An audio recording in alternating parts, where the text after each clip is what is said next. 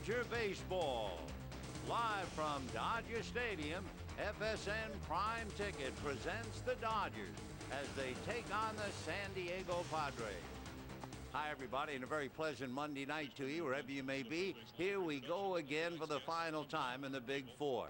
For the Dodgers, desperate for a win, trailing San Diego by a half a game. Padres trying to puff it up to a game and a half, and both teams kind of looking back at the Philadelphia Phillies.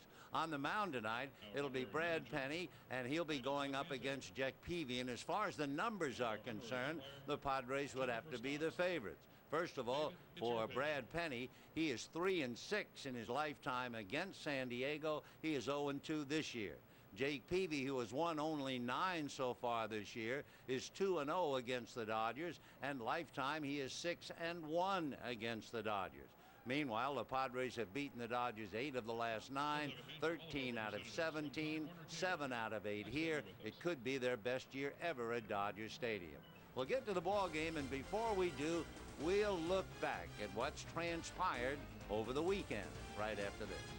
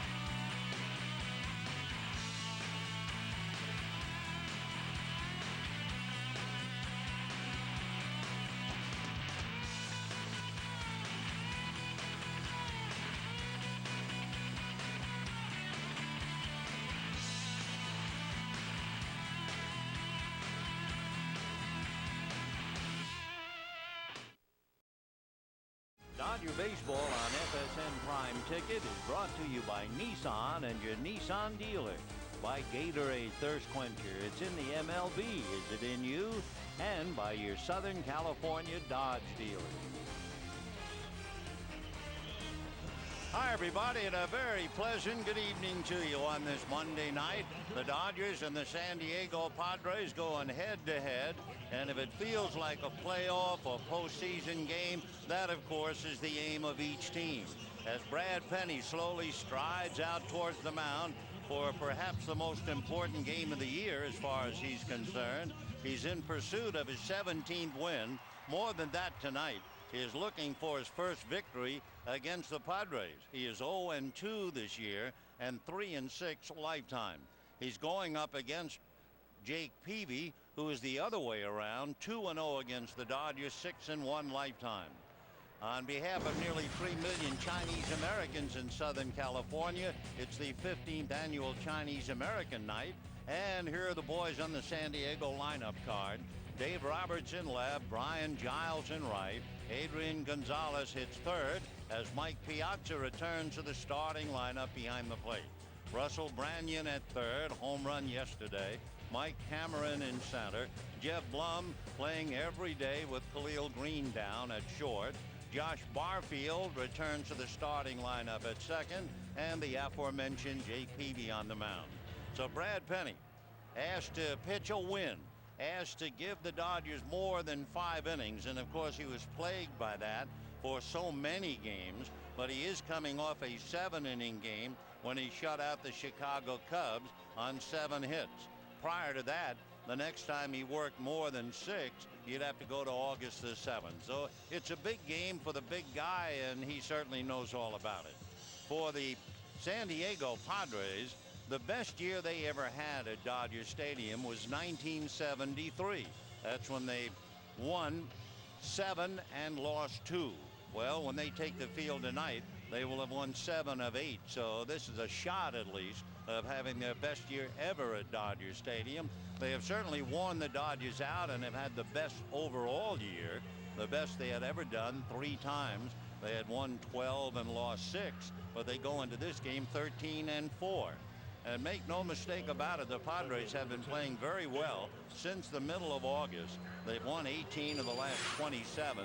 And in the pressure-packed games, they are second only to the New York Mets in 1-run victories. They've won 26 games by 1 run.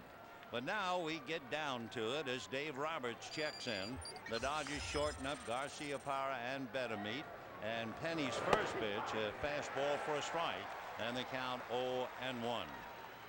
So Big Brad knows the responsibility, knows the obligation, knows what they're asking of him. And the big kid out of Oklahoma looks down to get a sign from Russell Martin.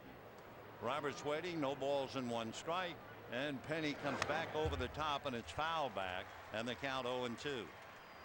Dave Roberts has played very well against the Dodgers, but of course he plays well against everybody. He's hitting .295 against the Dodgers, but in his career, the former Dodger is hitting .330. So Dave starts it off on a night that shows 78 degrees for the temperature, and Penny working from the first base side of the rubber, and the big guy comes back 0-2 with a fastball down and away, and it's a 1-2 count. So Penny trying to count his pitches, that is so very often. In his shutout for 6 innings, he made 103 pitches, and we'll be counting them all the way. Brad into his windup, and the 1-2 pitch coming up to Roberts. And Dave, it's a little ground ball to the right side. Jeff Kent picks it up, throws to Nomar in time, and we have 1 out in the first inning. Take a look at the Dodgers defensively, and fellas are at more familiar positions on the infield. Garciaparra returns, missed a couple of games with a strained quad. Jeff Kent's back at second for Call and Betemeet on the left side. Marlin Anderson is playing instead of Andre Ethier in left. Lofton and then Drew and Martin behind the plate. And here's Brian Giles, and an off-speed pitch in nicely for a strike, and the count 0-1. So a big bender for a strike. Giles hitting only .200 against the Dodgers with a half a dozen runs batted in. Each side has some players who are starving against the other team. Giles takes inside 1-1. So Giles comes in hitting only .200. If you look at the Dodger hitters, there are quite a few fellows who have been struggling, as you can well imagine. Give you an idea, J.D. Drew's hitting 100. The 1-1 pitch, and Giles fouls it away off to the left, and the count 1-2. For both teams looking back to see what the Philadelphia Phillies are doing, and it was Dave Roberts who said, of course we play scoreboard, we're human, we know how important it is. And the news out of Philadelphia for Bruce Bochy and for Grady Little, the Cubs beat Philadelphia 11-6. The 1-2 pitch to Brian Giles, low and inside at his left foot. Giles, of course, gets himself a lot of walks. In that Cub game, by the way, they led 8-0, and the Phillies got up off the floor to make it 8-6, but eventually the Cubs won going away. 2-2 pitch coming up to Brian Giles, and Penny works. Strike 3 called on the inside corner. So Giles, who only strikes out 50 some odd times, caught looking, and just like that, 2 down in the first inning. So strikeout number 1 for Penny, and the batter now will be Adrian Gonzalez. Adrian Gonzalez against the Dodgers this year has 2 home runs, 11 RBIs, and hitting .255. For the year, he's hitting .292 with 22 home runs. And Penny's fastball is low, ball one, 1-0. Going head to head, Gonzalez has struggled against Penny, just 1 for 7. So Brad heaves a little sigh as he looks in to get a sign. 1 ball and no strikes to Adrian Gonzalez. Penny, rhythmical windup, over the top fastball inside, throwing easily and hitting 96. And a 2-ball no strike count to Adrian Gonzalez. On deck is Mike Piazza. Piazza returning to the lineup and asked to do something in the cleanup role tonight. The 2-0 pitch on the way is on the outside corner for a strike. So it's interesting, Penny is using home plate. He got the inside corner to strike out Giles, and now works away to get the outside corner, and it's a 2-1 count to Adrian Gonzalez. The outfield deep, especially Lofton in center, and the 2-1 pitch is low and away, ball 3-1. So Penny being very careful to a guy with 22 home runs, and at the same time, you know, he's going to be very careful if he has to face Piazza in the inning, because Mike has 22. So they're tied for the club lead, and now Penny is ready, and the 3-1 pitch to Adrian Gonzalez swung on and lined into center for a base hit. So Adrian Gonzalez takes a 3-1 fastball and lines it to center. For the Padres, and the batter, Mike Piazza. There was an interesting point to be made on that count, 3-1, and Penny was not going to challenge him with some breaking ball off the plate. He was going to come 3-1, and as the players say, Gonzalez was sitting on the fastball. And Derek Lowe said yesterday he took his cap off to Russell Branyan, who was sitting on a breaking ball and hit it for a home run. Lowe not involved now as Mike takes a strike and the count 0-1. Piazza against his old club this year, hitting only .235, 3 RBIs, no home runs. And in the recent games against the Dodgers, Mike looked like he was pressing. He was trying to pull pitches that were down and away and hitting them back to the box or in a double play. Strike 1 pitch is low and inside. 1 ball and 1 strike. Piazza having a good year, hitting .277, 22 home runs, 64 runs batted in, and he has announced publicly that he would love to come back. He would love to play for San Diego again next year. Penny at the belt, the 1-1 pitch, fastball swung on and missed. 1-2 the count, and again, pretty tough to catch up to that fastball. That's coming up there at 96 miles an hour. So Piazza backs out for the moment. Now Michael back up. In his career against the Dodgers, he's had 10 home runs, 36 runs batted in. Penny ready now, and the 1-2 pitch to Piazza. Brad deliberate. Here he comes. Fastball fouled away, and that was 97. That's the express that left the station. That's it, and he is muttering his Penny to himself. I think he probably felt he made an awfully good pitch, and Piazza was fortunate to get a little bit of the express going by. So it's a battle here with Adrian Gonzalez held on by Nomar at first. 1-2 to Mike Piazza. Penny is ready. Brad deals off the plate, down and away, and the count 2-2. Breaking ball didn't have too much break to it. Dropped down to 80 miles an hour. So Gonzalez hit a 3-1 fastball. We'll see what Piazza gets. 2-2 on deck. Russell Branyan. Penny ready. Here he comes. Fastball fouled away. In head-to-head battle, Mike Piazza against Brad Penny. Piazza has 3 home runs against Brad and a .394 average. So Penny is throwing hard. 2 balls, 2 strikes, 2 out. Adrian Gonzalez at first. Pull up a chair. We are just starting, and a lot of folks are still working their way towards the ballpark. 2-2 pitch, and Piazza takes inside. So Penny working out and in, and he just missed. So he goes 3-2 to Piazza. And as we always do, please, folks out there in your automobiles, be a little patient. Don't be in such a hurry. We're just starting. There's a lot of baseball ahead. Those folks who are walking are also easy prey in the darkness. So if you're driving, please be careful. 3-2 the count to Mike Piazza with 2 down. Nomar is now off the bag. He's directly behind Gonzalez. Penny plants the right foot on the first base side of the rubber. And now Brad set at the belt. Gonzalez ready to go, and the pitch to Piazza is whacked to left center. On the run is Lofton, reaches up, can't make it, it's off the wall. Here comes Gonzalez to score on a long double by Mike Piazza to give the Padres a 1-0 lead. So Piazza drives in his 4th run of the year against the Dodgers, and it's a rather optimistic run for San Diego. I'm sure they're starting to feel they can't lose here. And in the first inning, Piazza picks him up right away, driving one off the left center field wall. Lofton gave it a shot, but he couldn't catch up to it, and then the ball came back towards the infield. So Piazza makes it 1-0 San Diego. And for Mike, his 65th run batted in. And now one of the heroes of yesterday, Russell Branyan. Branyan, a check swing foul off to the left, and the count 0-1. Branyan came up with 2 out and the bases empty in the 6th inning yesterday.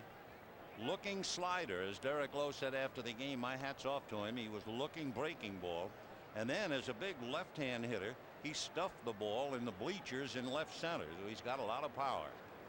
Since coming over to San Diego, he has 4 home runs and he's hitting .318.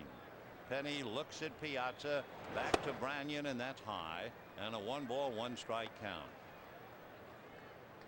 1-0 in favor of the Padres. And down in the dugout,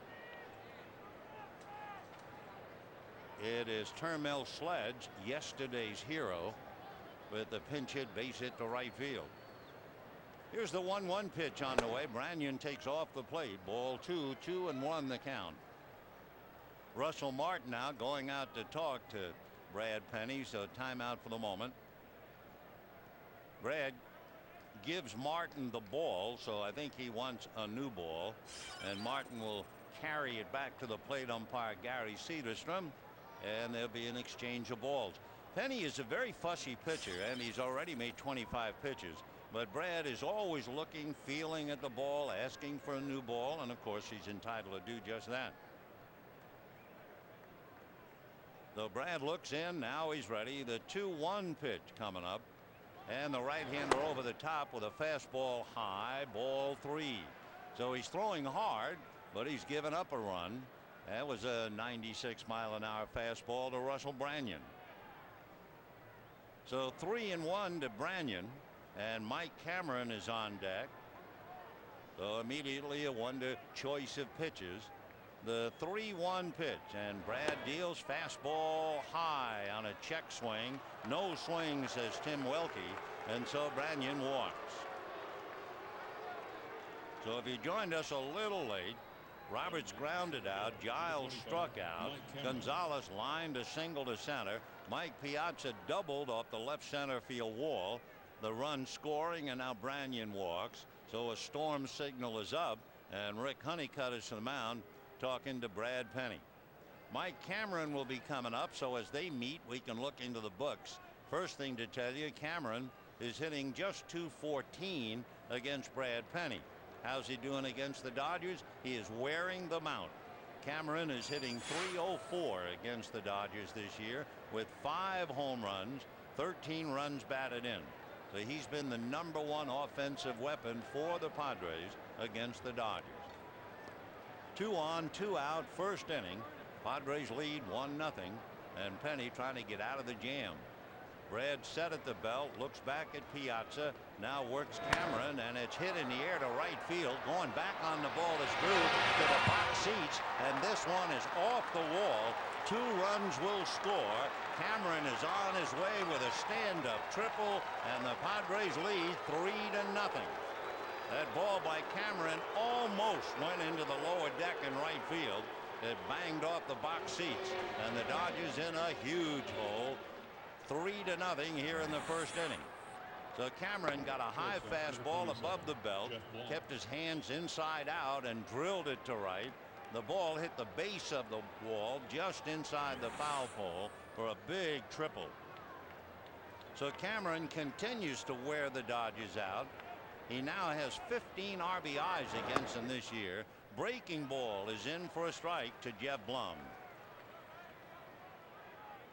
3-0 San Diego in the first inning. And Jeff Blum in the past had really given Brad Penny a bad time. He's hitting .429 against him. Swings at a fastball and doesn't get it. And the count 0-2. Jeff Blum, as he backs out for the moment, hitting .429. He's 9 for 21 against Penny. Coming down the line from third is Mike Cameron. Now Brad ready, and the strike 2 pitch is hit into right field. It was a breaking ball in on the hands. He singles to right to score. Cameron. It is 4-0 San Diego.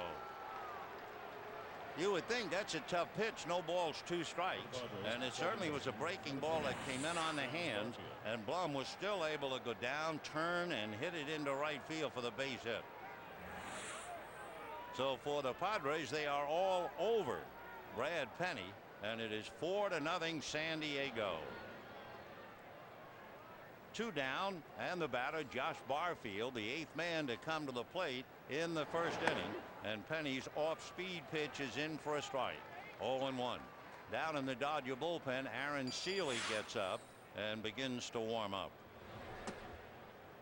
So the Padres are off to the races, leading 4-0 as Barfield fouls it away. And a no ball, 2 strike count to young Josh. Barfield in the series hitting .246 with a home run and 4 RBIs, but he's having a fine year, hitting .281, 12 home runs, 53 runs batted in, and the number 2 hitter in the National League, hitting on the road. Penny ready, and Brad deals, and a high fly ball to center, but it looks playable, and Lofton is out there waiting and puts it away. 8 men come to the plate, and 4 of them come home. Blum is left on the base paths, and at the end of half an inning, it is Padres 4, Dodgers nothing.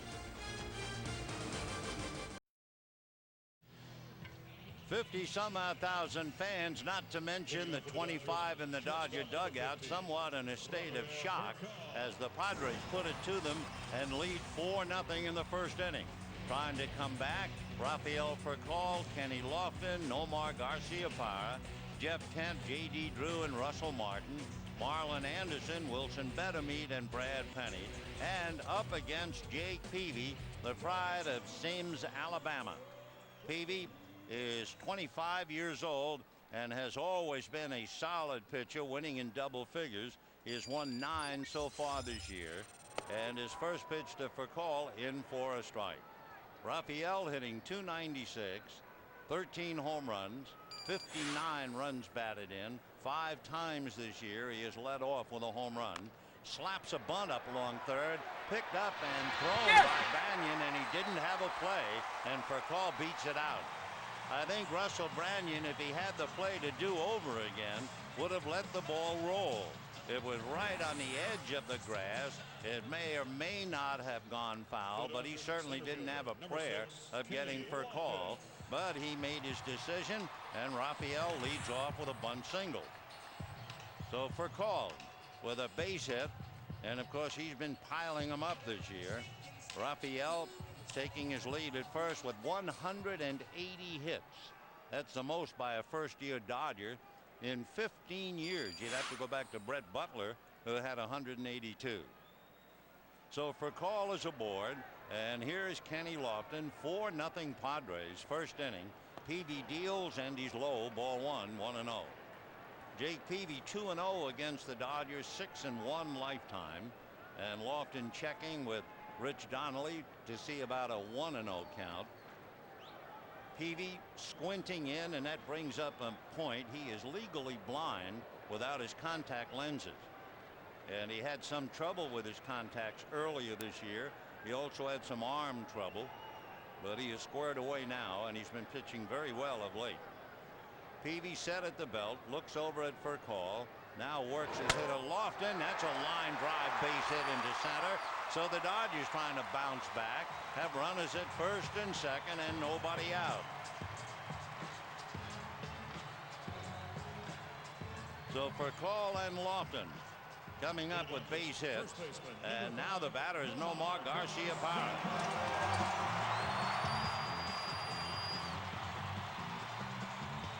Nomar, as you know, out for the last couple of days with a sprained quadricep. Appeared as a pinch hitter yesterday and struck out. Nomar hitting .305. We'll check his work against Peavy. And Garciaparra is just 1 for 9 against the right-hander. Garciaparra this year has been one of those hungry hitters we mentioned earlier. And there are several like Brian Giles, J.D. Drew, and Nomar has not done much against San Diego.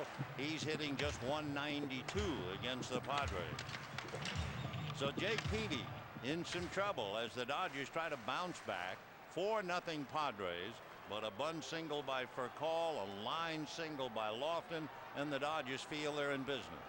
Peavy set, looks back at Barfield, who darts to the bag, and the fastball is low. Ball 1 to Garciaparra.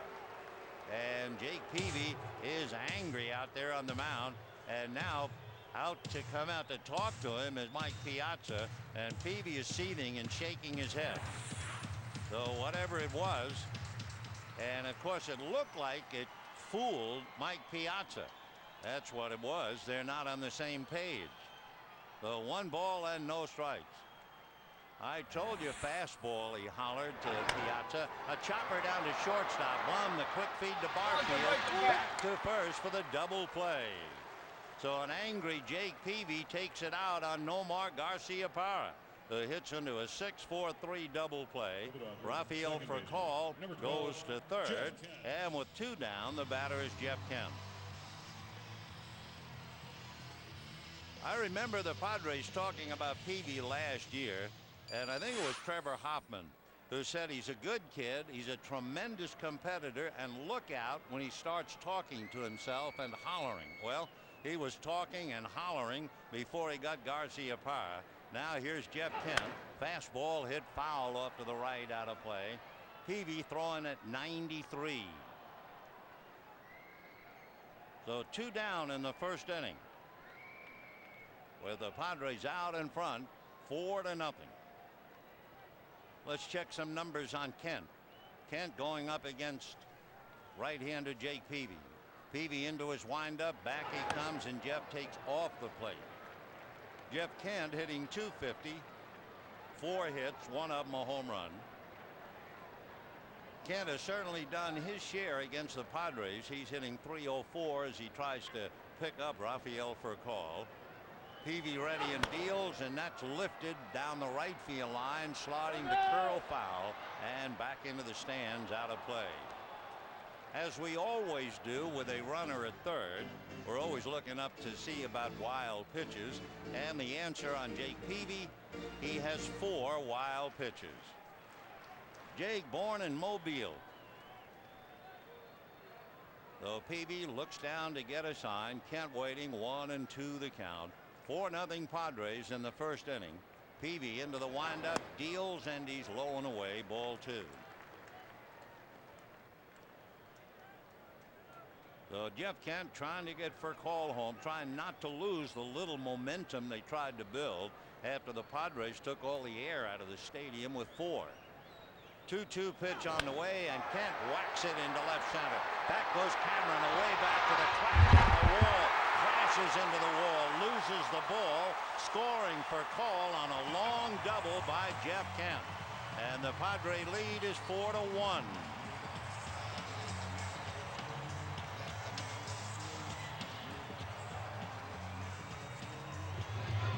So Jeff Kent, who's hitting over 300 throughout the series, got a breaking ball down and went after it. It was actually below the knees. Cameron went to the wall, reached up, missed the ball, went into the wall, and the ball back in play for a double. So now the batter is J.D. Drew. It is 4-1 San Diego in the first inning. And J.D., who has not hit at all, lifts a high fly ball down the left field line in the corner. That goes foul. And foul by only a little, pursued by Dave Roberts. So if ever there was a hungry hitter in this series, it would certainly be J.D. Drew. He has had 50 at-bats, and he has 5 hits. That translates to 100.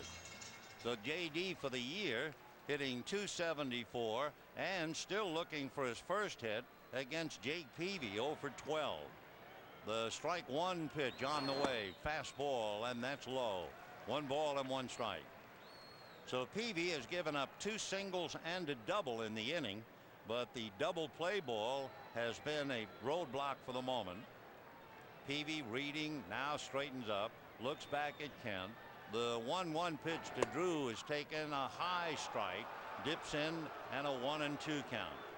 J.D. doesn't say anything, just kind of backs out, grips and regrips the bat. Waiting on deck, Russell Martin. 4 runs, 4 hits for the Padres, 1 run, 3 hits for the Dodgers, and we're in the first inning. Peavy at the belt, Jake ready, slings it in there, strike 3 called. J.D. Drew can't believe it, turns to argue with Gary Cederstrom, and Jake Peavy walks off having given up 1. And at the end of an inning, Padres 4, Dodgers 1.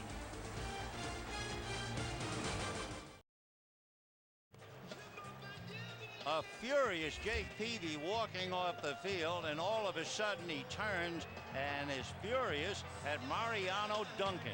What was said, we have no idea. Peavy starts towards Duncan. They are broken up by Russell Branyan, and Branyan telling Peavy to get away. Gary Cederstrom grabbed Peavy by the back of the shirt and walked him off. But Peavy was furious, and remember, early in the inning, it looked like he was chewing out Mike Piazza. Well, now we go to the second inning, and Brad Penny's breaking ball misses, ball 1, and Jake Peavy is at the plate. Peavy took some anger out. Remember, he hit a home run against Brad Penny in the 4th inning the last time they hooked up. He takes a strike and a 1-ball strike count to Jake Peavy. Peavy hit a home run with a man aboard against Penny back on the 26th of July. Here's the 1-1 pitch on the way. Fastball swung on and missed 1 and 2. So Jake Peavy, he is a young man who has lived up to the fact that he will get angry out there on the mound, and right now he's angry against the world. The 1-2 pitch, Penny, a big breaking ball way off the plate, and Brad had trouble in his follow-through. I'm not sure if his spikes caught in the mound or what, but it's going to take him a moment to pull himself together. He took his stride and then fell way off, turned his back on home plate. So very slowly now getting back up to the top of the hill. Peavy waiting, 2 balls and 2 strikes. Penny rocks into the windup. Right-hander over the top fastball. A little slow dribbler that's going to go foul up along third base. For Brad Penny, he's going to throw that ball out and get a new one. As we said, Brad likes those balls, and he doesn't like that one. I remember Al Roboski here one night where he exchanged so many balls that the plate umpire, after Roboski rolled the ball back to home plate, the plate umpire rolled a new ball back out to him. Well, Penny's not doing that, but he's already asked for a couple of balls, and we're just in the second inning. Jake Peavy waiting, and the 2-2 pitch on the way, and Penny deals, and it is lunged at, foul tip. And let's see, is he still at the plate? Yep. And there'll be another exchange of balls because he foul tipped it into the dirt. So it's still 2-2 the count to Brad Penny. Working on Jake Peavy, who went after a breaking ball and just did get a little of it. It's also a lot of pitches being made by Brad Penny. He made 34 in the first inning. The 2-2 pitch, fastball, foul back. Padres 4, Dodgers 1. Padres 4 runs, 4 hits in the first inning. The Dodgers came back with 1 run on 3 hits. The double play, Garciaparra grounding 1 to Blum, and that slowed them down. 2-2 the count to Jake Peavy. Penny turns, ready, back he comes. Fastball on the inside corner. Strike 3 called. And of course a few wolves will bray at Jake Penny as he walks back. Meanwhile, Mariano Duncan draped on the railing watching Peavy's every move, and we have 1 out. So Dave Roberts coming up, grounded out in the first inning. Dave 0 for 1. Padres 4, Dodgers 1, top of the second. Penny deals breaking ball in for a strike. Roberts shows bunt that made Betemeat be on the move. Dave with 12 triples. The amazing Jose Reyes leads the league with 17. And Kenny Lofton is no slouch out in center field. He has 10 triples. Now the strike one pitch to Roberts. Golfed at and missed 0-2. Mike Cameron already registered a triple. He has 8 of them. Cameron's triple, a big one in the first inning, chasing home 2, and then he came home on a base hit by Blum. So it's 4-1 San Diego, top of the second inning. Roberts waiting, and the strike 2 pitch to Dave is swung on and fouled back. So all the pitches that he made to Peavy, now making some pitches to Roberts, and each and every pitch taking its toll later on. Brad looks down, getting a sign. He's got that gamer face on into his windup, and the strike 2 pitch to Dave Roberts is sprayed foul off third, out of play. In looking at Penny's work this year, the number of pitches is high, 117, in one of the better games he pitched all year when he shut out the Rockies in Colorado. 0-2 the count to Dave Roberts. Outfield deep, fanned out, slightly offline is Kenny Lofton, but just a tad over towards left center. Roberts bent at the knees and waist. The strike 2 pitch from Penny is high and away, ball 1. 1-2. For the Dodgers, after the Padres lead, they can't afford any letdown. The Pittsburgh Pirates will be here for 3, and then the Arizona Diamondbacks on the weekend. Penny ready, and the 1-2 pitch to Dave Roberts. Inside, almost hit him at the shoulder, and the count 2-2. For the Padres, they will go home, and they'll play the reverse schedule. They'll play Arizona while the Dodgers are playing Pittsburgh, and then they'll play Pittsburgh while the Dodgers are playing Arizona. They have 7 games left on the road. The Dodgers have 6. And the pitch to Roberts, high and inside again, ball 3. So Penny making more pitches to Dave Roberts, and has run the count all the way. Brian Giles waiting quietly on deck. 4-1 Padres, just starting, top of the second inning. Penny into the windup, and the 3-2 pitch to Roberts is a bad ball, chased and missed. And Roberts thought, he didn't take a full swing, but he did, and he went after what should have been ball 4. So Dave Roberts strikes out on a pitch off the plate. For Brad Penny, that would be his 3rd strikeout, and the batter will be Brian Giles. A thoroughly frustrated Roberts going back to the dugout. Giles struck out in the first inning, hits a hopper by a diving for call into left field for a hit. So the Padres come up with their 5th hit, and it occurs with 2 out, despite a great effort by Rafael Furcal. So the batter now will be Adrian Gonzalez. Adrian Gonzalez broke the spell in the first inning. Penny started off getting Roberts on a ground ball and striking out Giles, but Gonzalez singled, and then Piazza doubled him home, and then Branyan walked, and then Cameron tripled home Piazza and Branyan, and then Blum singled home Cameron. Penny ready, and it's lifted down the left field line, slicing and curling well back into the crowd, and the count 0-1. Penny now, who made 34 pitches in the first inning, has made 18 here in the second. So 52 pitches. That's a lot of bullets to expend this early in the game. Brian Giles, who has stolen 8 out of 12, taking a short lead at first. Strike 1 pitch, and that's low. 1 ball and 1 strike. Of course, it's the old story. A hitter like Gonzalez, who uses the whole ballpark, whether they want to keep Giles on the bag, which means you keep Garcia-Parra on the bag and open up a hole on the right side. 1-1 the count. Penny looks over his shoulder at Giles. Now it comes back, and it's fouled off by Adrian. So 1-2 the count to the fine first baseman of the San Diego Padres, Adrian Gonzalez, hitting a very solid .294, 22 home runs, 73 runs batted in. Young fellow born in San Diego, was playing in Texas, and now he's back home, and he is indeed an idol down there already. 1-2 the count to Gonzalez. Penny is ready, looks at Giles, who bluffs, and the pitch is foul back.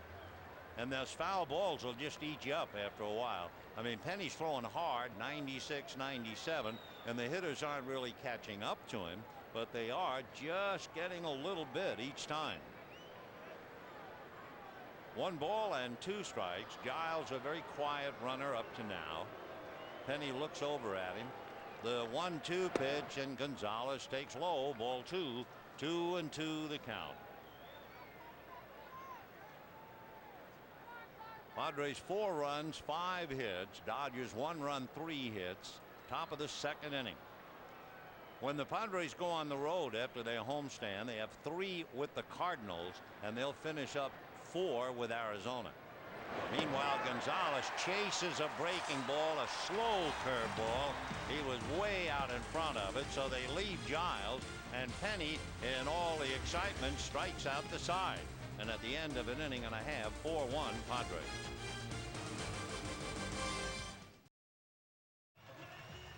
Bottom of the second inning with the Padres leading the Dodgers 4-1. It'll be Russell Martin, Marlon Anderson, and Wilson Betemit against Jake Peavy. So the 25-year-old Alabama ready to go to work against Martin. Russell, of course, had that game-tying home run yesterday, but he's really been kept pretty much in check. He has 4 RBIs, hitting .265 against San Diego and .287 against the league. So Martin checks in, and Peavy ready to go to work. And Jake's first pitch, fastball low, ball 1, 1-0. Martin keeps grinding away behind the plate. What a year he's had for the Dodgers. The 1-0 pitch on the way in for a strike, and the count 1-1.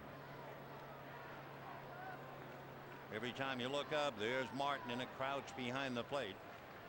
Since May the 5th, he's played in 105 games. That's more than any other National League catcher. 1 ball and 1 strike to Russell. Back comes Peavy, and it's fouled away, and the count 1-2. Over in the American League, Kenji Johima and Jason Kendall have caught 106 games, and Martin is right there with him. 1-2 to Russell. 9 home runs, 58 runs batted in. Peavy looks down the barrel to get a sign. Now Jake ready, and the 1-2 pitch in the dirt gets away from Piazza, and they count 2-2.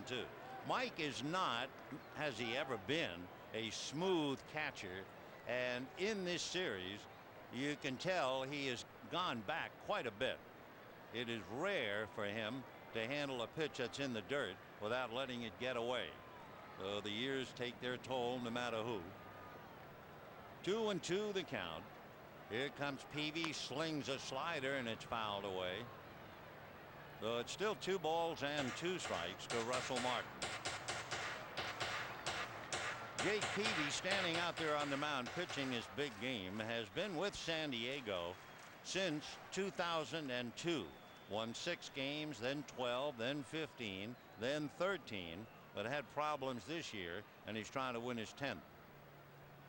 Jake holds the ball out in front as he looks in to get a sign from Piazza. Now the 2-2 pitch on the way is swung on and fouled off. Peavy was pretty sold on the idea of accepting a scholarship to Auburn University, but the Padres drafted him and talked him out of going to college. When he was in high school, talk about being a big man on campus, he was 44-1 in high school in Alabama. 2 balls and 2 strikes, and the pitch to Martin is swung on. Little chopper back to the box. Peavy has it, goes to first in time for the out.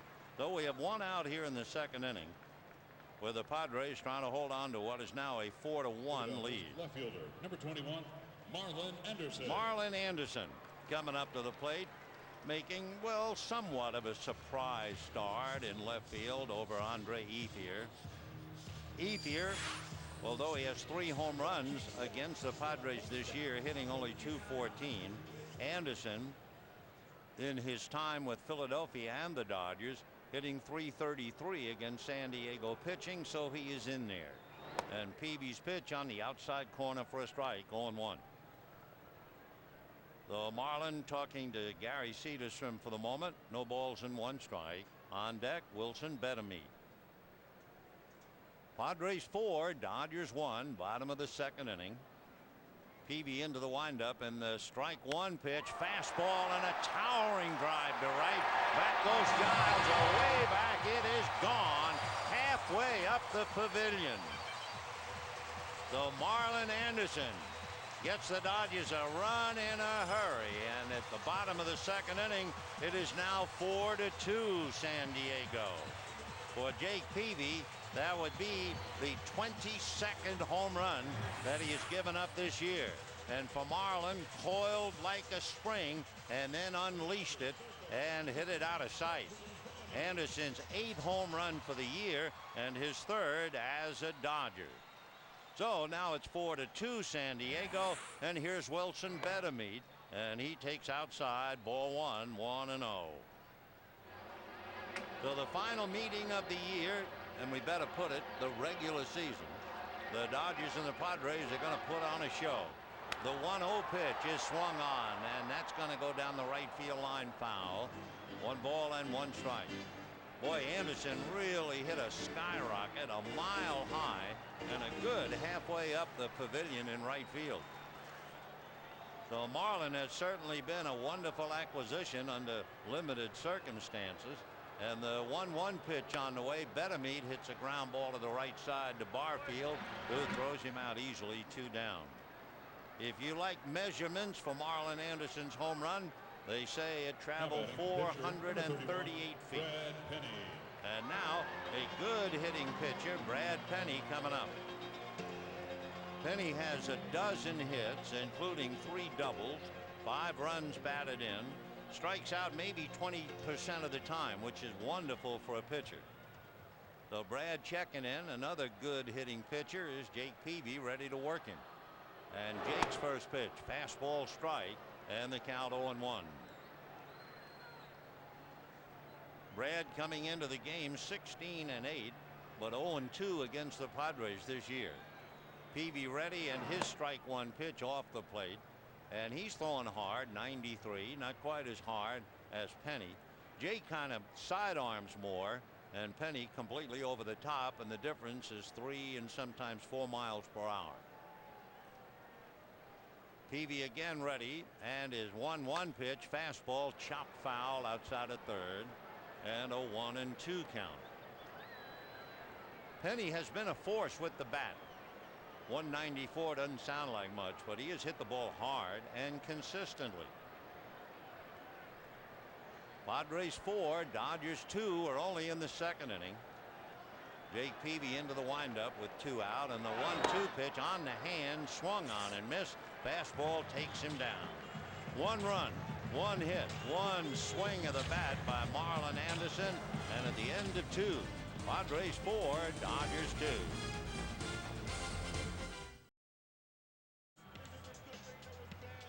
Padres scored 4 in the 1st inning, and they're trying to make it stand up, and the Dodgers are trying to whittle it away. So it is now Padres 4, Dodgers 2. Marlin Anderson hitting a 438-foot home run, and now Brad Penny ready to work on Piazza, Branyan, and Cameron. What Penny needs right now is some outs with a minimum number of pitches. To give you an idea, Peavy has made 31 pitches in 2 innings. Penny made 34 pitches in the 1st inning alone.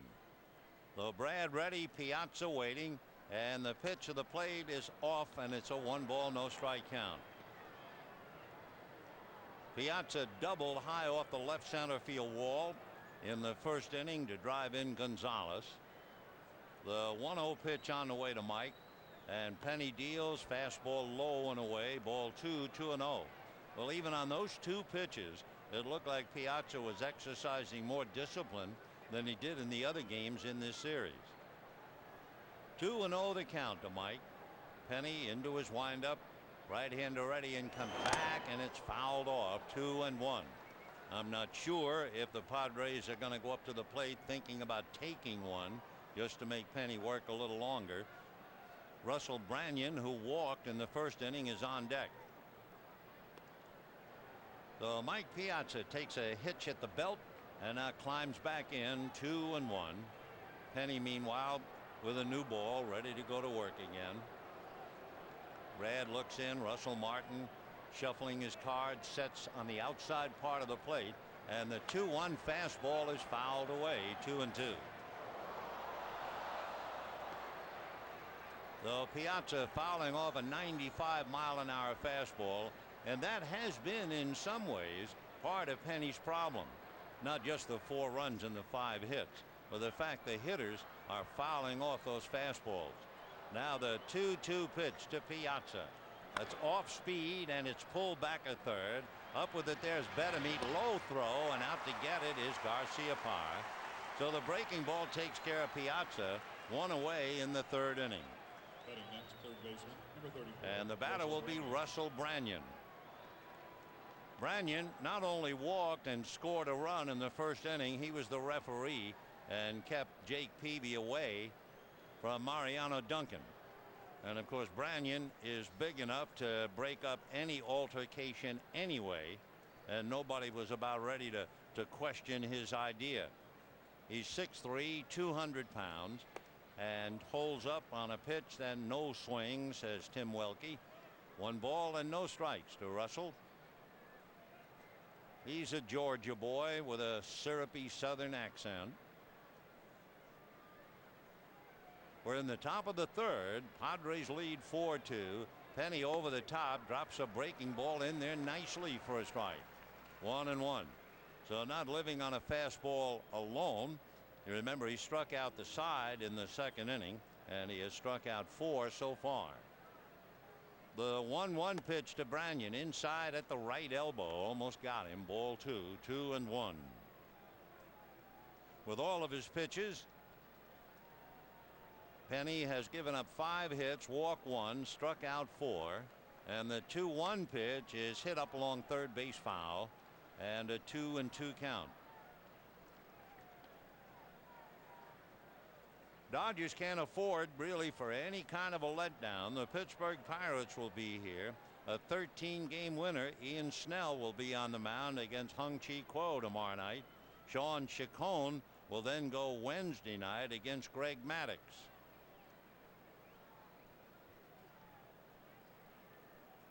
Two balls and 2 strikes. Penny ready, hesitates, looks down at his feet and decides, no, wait a minute. So he backs off the rubber and looks into Russell Martin as if to say, let's go over the signs again. 2 balls and 2 strikes the count. Waiting is Branyan, and Brad ready and delivers. Fastball is golfed at and missed. And that pitch was down, and Branyan tried to lift it and came up empty. And that's 5 strikeouts now for Brad Penny. So with 2 down in the 3rd inning, the batter is Mike Cameron, and Cameron really hurt when he tripled into the right field corner, hitting the base of the railing of the box seats to drive in 2, and then a moment later, Jeff Blum singled him home. Penny into the windup. Brad deals, and Cameron takes a strike, and the count 0-1. So Cameron has really been the big thorn in the Dodgers' sides. Every time you look up, it seems like he's coming up with an important hit. He holds up, but it's going to cost him a strike, and the count 0-2. Mike Cameron hitting well over 300 throughout the series against the Dodgers.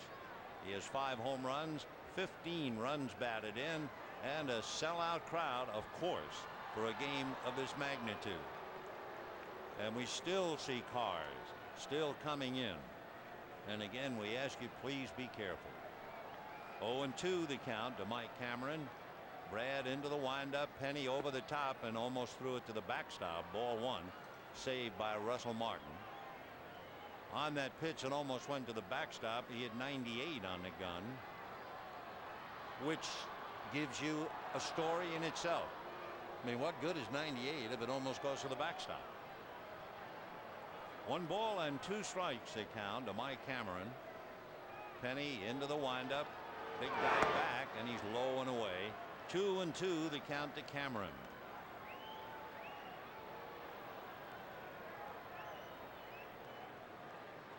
Crowd still filing into the ballpark, but the way they're going after each other, as Al Jolson would say, you ain't seen nothing yet. And the 2-2 pitch to Mike Cameron is a fastball just off the plate. Penny froze in his follow through, staring down. He wanted to will that one for a strike, and Gary Cedarstrom would have nothing to do with it, and it was off the plate.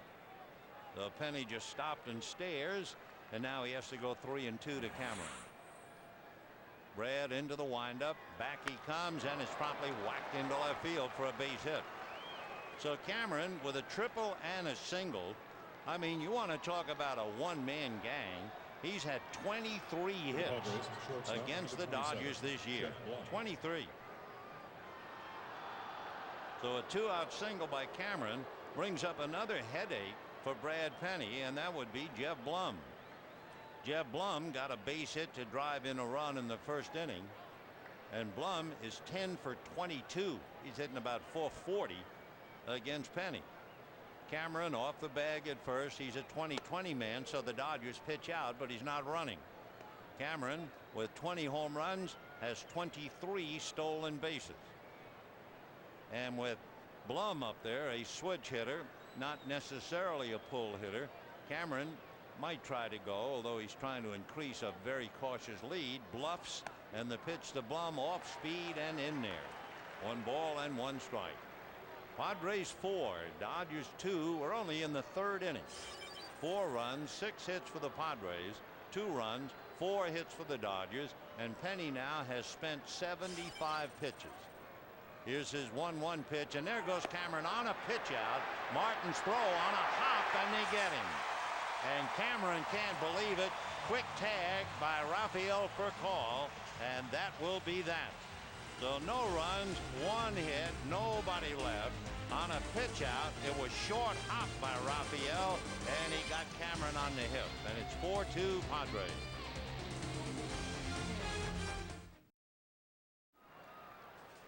Padres lead the Dodgers 4-2, bottom of the 3rd inning. Furcal, Lofton, and Garcia Parra against Jake Peavy, and the right-hander's first pitch is strike. Furcal dumped a bunt up along 3rd, legged it out for a base hit. Batting .298. Peavy, both feet on the rubber, now turns ready, and the right-hander comes back and very high. 1 ball, 1 strike. Peavy is 6'1", 180, 25 years old. Loves music, especially country music, and has learned to play a little guitar. The 1-1 pitch for Call fouls it away. Do you follow country music? I mean, maybe you know these songs. How about Poncho and Lefty by Merle Haggard? How about Weezer's Dope Nose and Hash Pipe? Oh yeah, from Cliff. And how about The Middle by Jimmy Eat World? Of course. Here's the 1-2 pitch on the way. Line foul upstairs off to the left, and it's still 1-2 to Rafael Furcal. Of course, you would expect country music for a boy from Alabama. Rafael 1 for 1 tonight, just under 300. Peavy into the windup, and his 1-2 pitch is swung on and whacked to right center. Back goes Cameron, away back. It's gone. Home run, 4-3 Padres.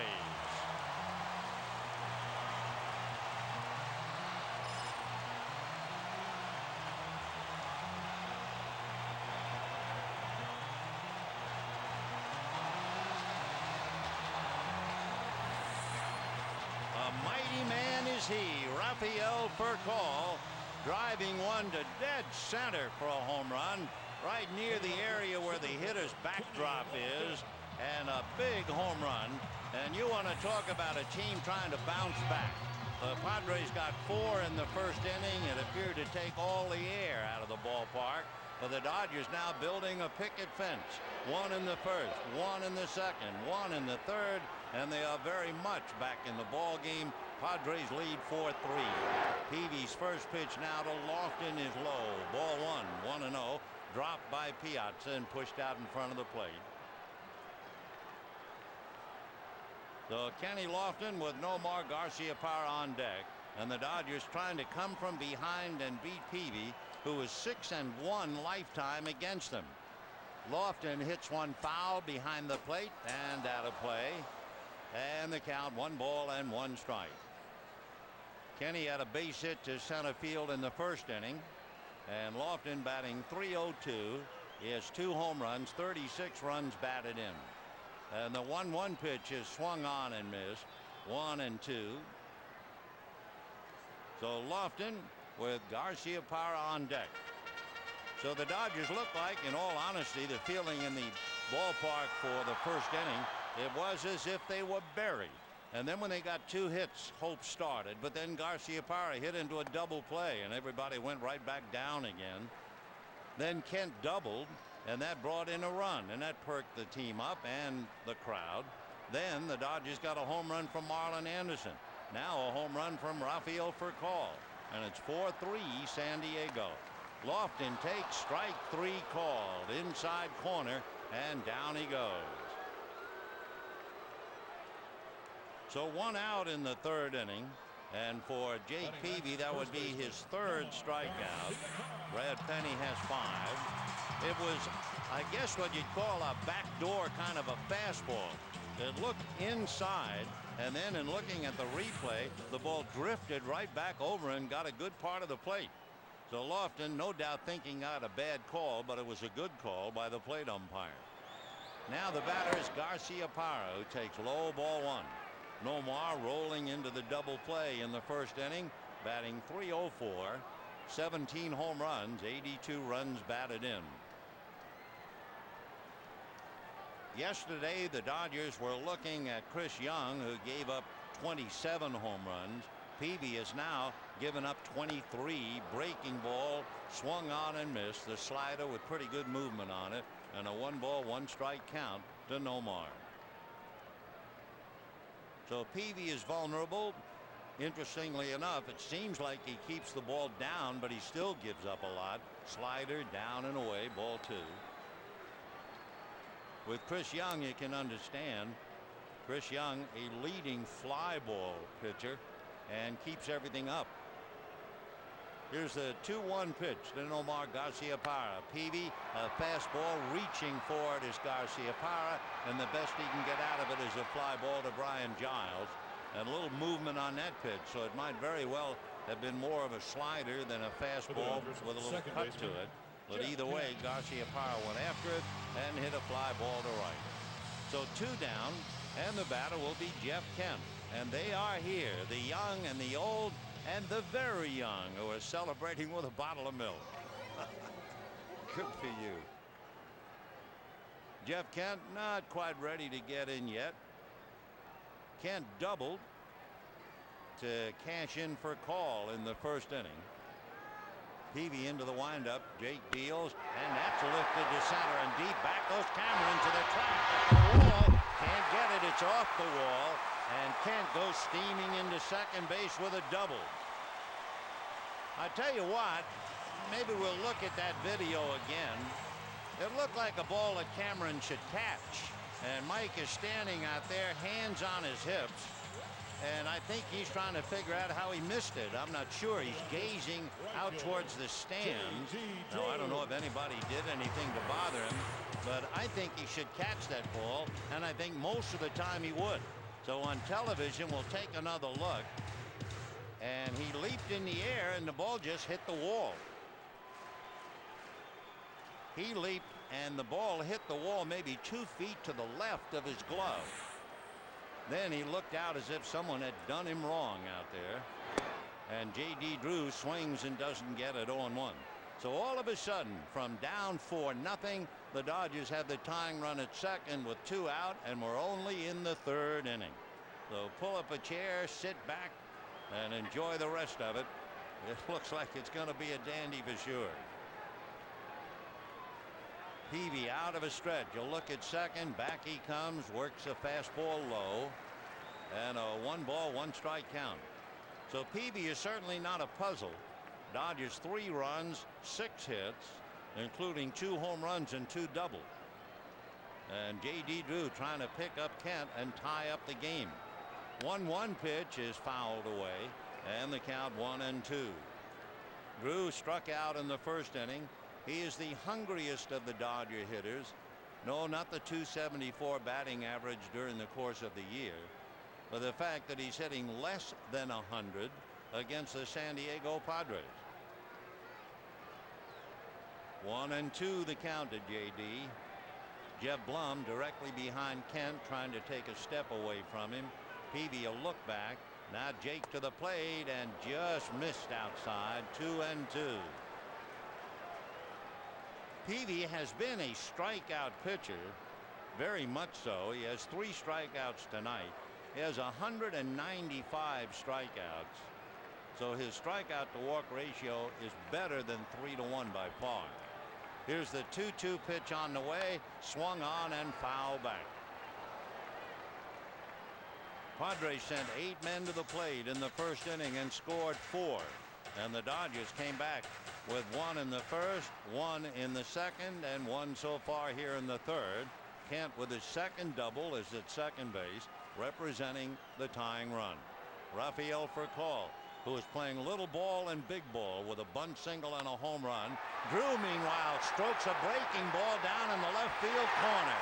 And it's going to bounce around for a ground rule double. Scoring is Kent, and the Dodgers have done it. They have gotten up off the floor. They have come from behind, and they have tied up the Padres 4-4.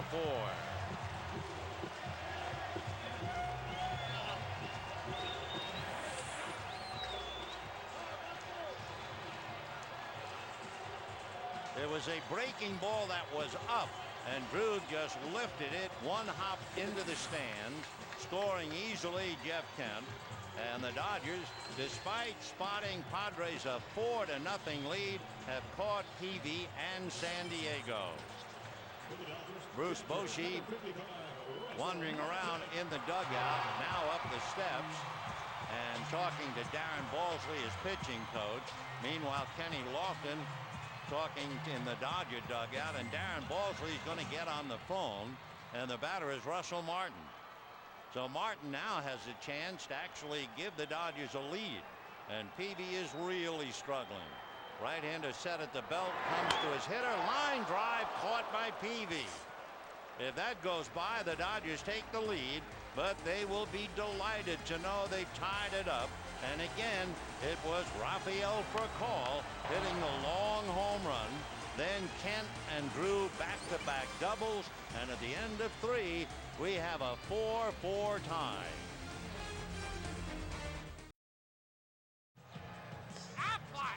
Well, here's tonight's Aflac trivia question.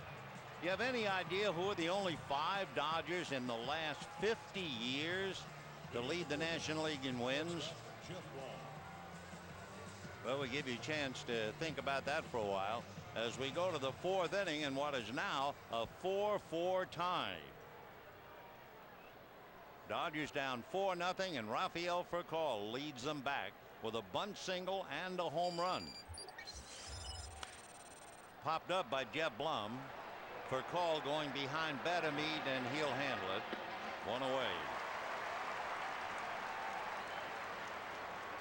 It's amazing how a ball game can turn around. It is amazing how one team can be riding high for the moment, and the next thing you know, they come crashing down. And it was the Padres who were high up in the first inning, and boy, they've had a lot of air come out of the balloon now in a 4-4 tie. And the batter will be Josh Barfield. Strike. 0-1. Barfield hitting .280 against the Dodgers. He has a home run, 4 RBIs, hitting in the 240s. 0 for 1 tonight. 1 ball, 1 strike. Well, if Penny needed a lift, and remember, he made 57 pitches in the first 2 innings. I think the comeback by the hitters certainly gets the adrenaline going. 1 ball and 1 strike.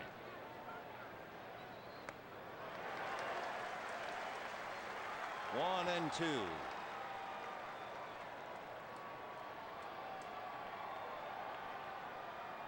Padres with 4 in the first inning. They have not had a runner get to second since. They've had 2 singles. Fastball on the hands. 4 runs, 6 hits for San Diego. 4 runs, 7 hits for the Dodgers, including home runs by Anderson and Furcal.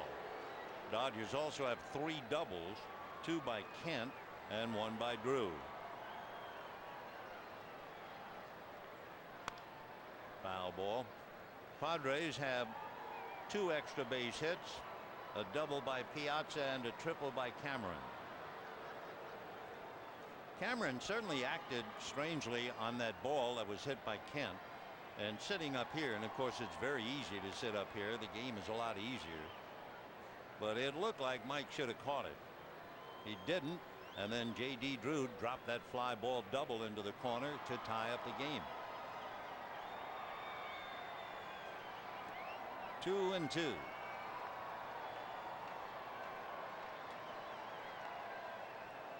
Barfield, whose dad, of course, was a solid major leaguer for a number of years, hit 40 home runs one year.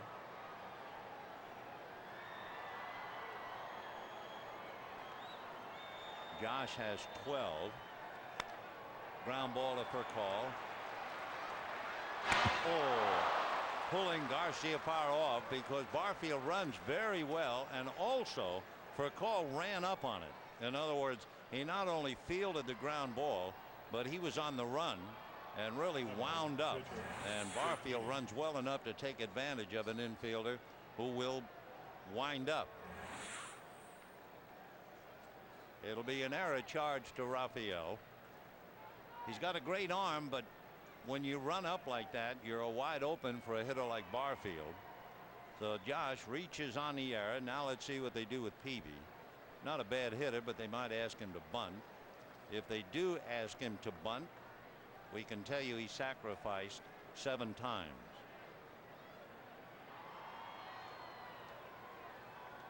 Full swing, and he pops it up to Kent.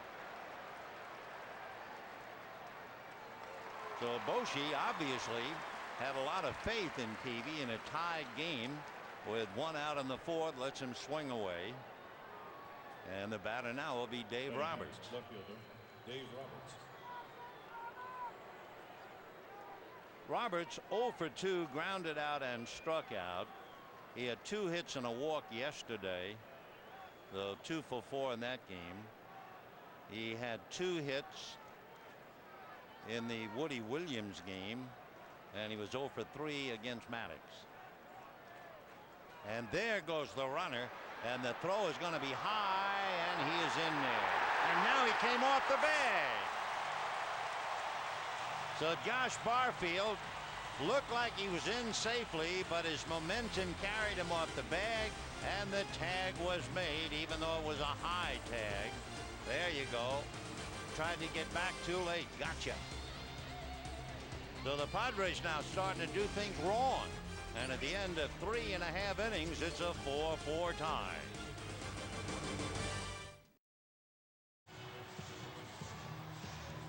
Bottom of the 4th inning, before a spirited crowd now. We have a 4-4 tie. Appetites are also in order. And it'll be Marlon Anderson, Wilson Betemit, and Brad Penny. Anderson, who hit that 438-foot home run in the 2nd inning, 1 for 1, batting .283. By the way, remember we were talking about Penny saying he needed an inning where he got some outs with a few pitches. Well, he only made 10 pitches in the 4th inning, so that has to help him. He needed that.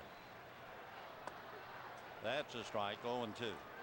You look at the top of the 4th inning. If you like to look inside a major league game, You get a break on the error by Furcal, so you have a runner at first, one out, and you have the pitcher Jake Peavy at the plate.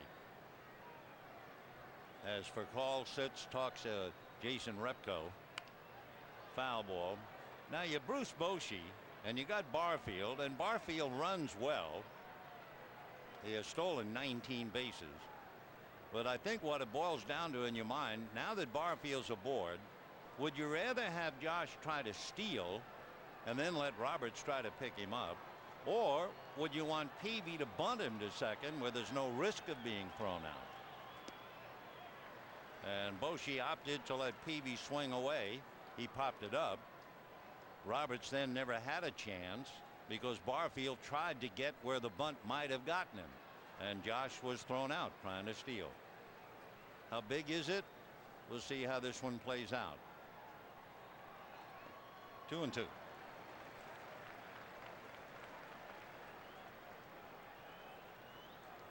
Marlon Anderson playing for Andre Ethier, and certainly made that decision look good.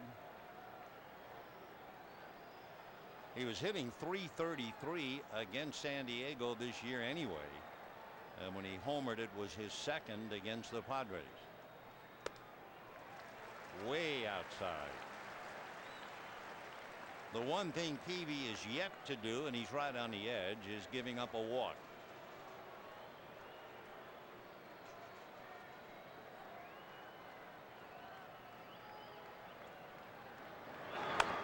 And that's fouled away. If you weren't with us at the very early going, Jake Peavy was a very angry young man. I mean, he was outspoken. He was hollering. The veins were sticking out in his neck.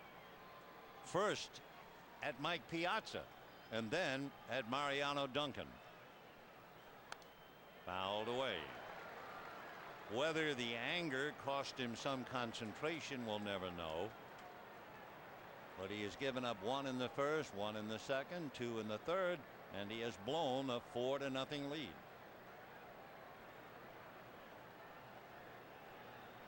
Three and two to Marlin, and hammers it into right field. So Marlon Anderson against the Padres is 7 for 17. And now Wilson Betemit with Brad Penny on deck. Wilson Betemit.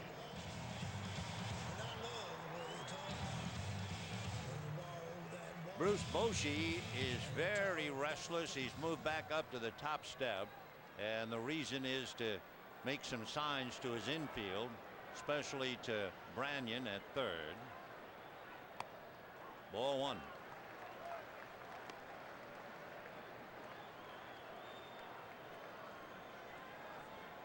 Marlon Anderson has stolen 3, but he's been caught 6 times. Stolen once as a Dodger and been caught twice. And certainly when Bochy came up those steps, he looked very unhappy, and immediately we look in the bullpen and John Atkins begins to loosen up. He's a right-hander. 4-4 in the fourth. Time. So there's Atkins, a right-hander, getting ready. Peavy struggling, and he's been struggling since Furcal opened up with a bunt single. Foul ball, 1-1. The Pirates will be here tomorrow night, and the Pittsburgh Pirates have not had a good year. Last time we looked, they were 17.5 games out of first place and eliminated, but they've won 3 straight, 7 out of 10, and they have absolutely nothing to lose when they come here, which will make them twice as dangerous as they would be early in the year. The Dodgers have had a pretty good look at the Pirates. They beat them 3 straight here, 2 out of 4 there. So the Dodgers have beaten Pittsburgh 5 of 7. 1-1, and a bluff again and missed at the plate.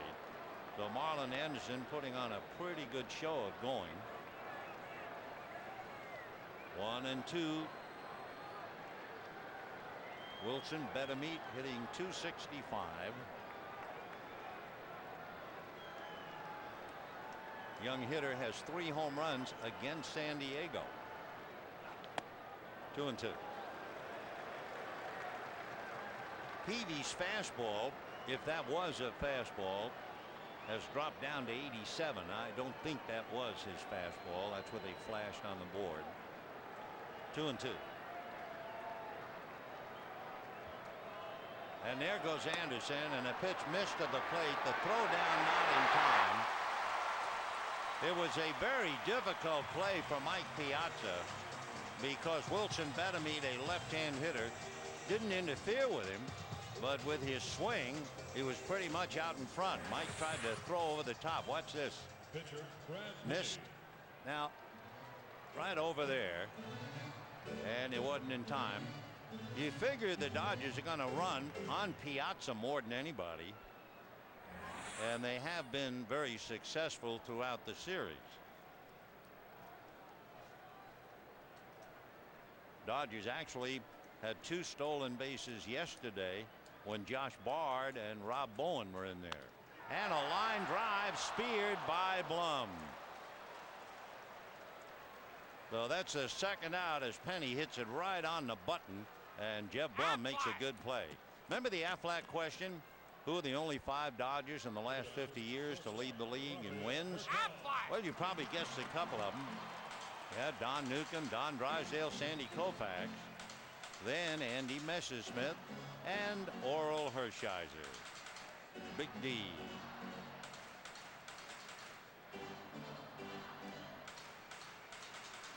So Brad Penny, it's a line drive, and of course Penny might very well wind up leading the league. He's tied with Brandon Webb at 16. And now here he is, Rafael Furcal. Rafael, a bunt single, scored a run in the first inning, muscled up and hit a home run in the third to give him 14. Ball 1. Boy, Piazza really sitting off the plate. Peavy hit his glove and Rafael just let it go by. With his 2 hits tonight, Furcal now has 181 hits, 1 more, and he would tie Brett Butler's first year here when Brett had 182. Ball 2. Kenny Lofton on deck. Furcal has scored 100 runs this year and each of the last 4 years, joining Pujols, A-Rod, and Johnny Damon. That's a strike. 2-1. So Peavy led a 4-0 lead, and all of the enthusiasm get away as the Dodgers, undaunted by the Padre 4, have come back to tie it up. And Penny almost untied it with that line drive speared by Blum. 2-2. To repeat, after tonight, the Padres go home to play Arizona-Pittsburgh, but they don't play well at home.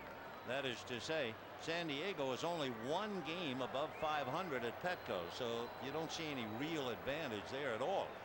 Oh, and look what Colorado is doing to the Giants. Wow. And of course the Dodgers, that's the first stop on their road trip, Colorado. 2 balls, 2 strikes. In the dirt. 3-2. The Padres do play far better on the road. They are 7 games above 500 when they get out of Petco, and they have 7 games on the road, 3 with St. Louis, 4 with Arizona. The Dodgers have what's left of the homestand, Pittsburgh and Arizona. Then they play in Colorado and San Francisco. Little ground ball. Barfield to Gonzalez, who inadvertently had his leg, and Furcal almost tripped over it. Was able to regain his balance down the line. Adrian started after the slow roller, so by the time he got back to the bag, he was in an awkward position, and his left foot, leg, and ankle really tied up Furcal. And at the end of 4, a 4-4 time.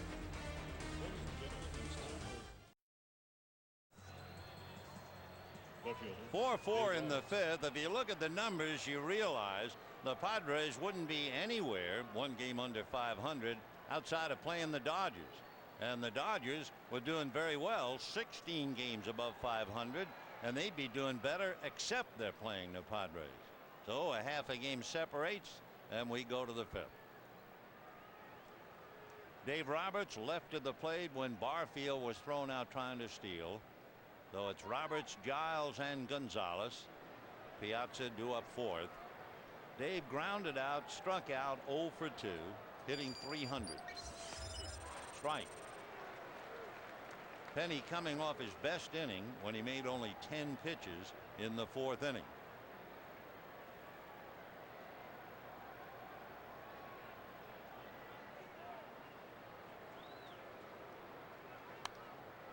Oh, and 2. Roberts struck out in the second inning on a check swing on a pitch that would have been ball 4, and he was called out for the swing. He has struck out 3 times more than his walks. 50 strikeouts, 47 walks. And bunts with 2 strikes. Forget about it, Russell. You don't have to catch it. The crowd doesn't realize it. He's out. So that's a surprise. Dave Roberts trying to bunt on an 0-2 count and fouls out. Martin could have stopped and walked back to home plate because a lot of the folks didn't realize it. One away.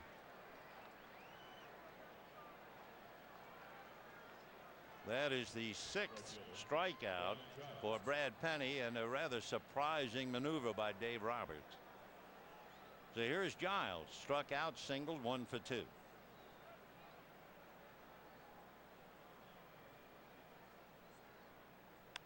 And a fly ball. He didn't get enough of it. Drew is there. 2 down. The complexion of the game has certainly changed. When the game started, the Padres came out breathing fire, scored 4, and they were flying high. Brad Penny making a lot of pitches and in all kinds of trouble in the first inning.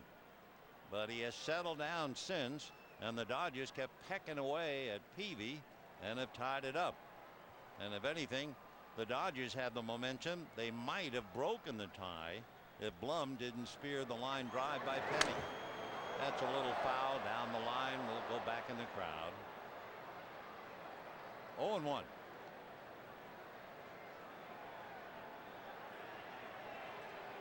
So the bat that broke when sailing into the crowd.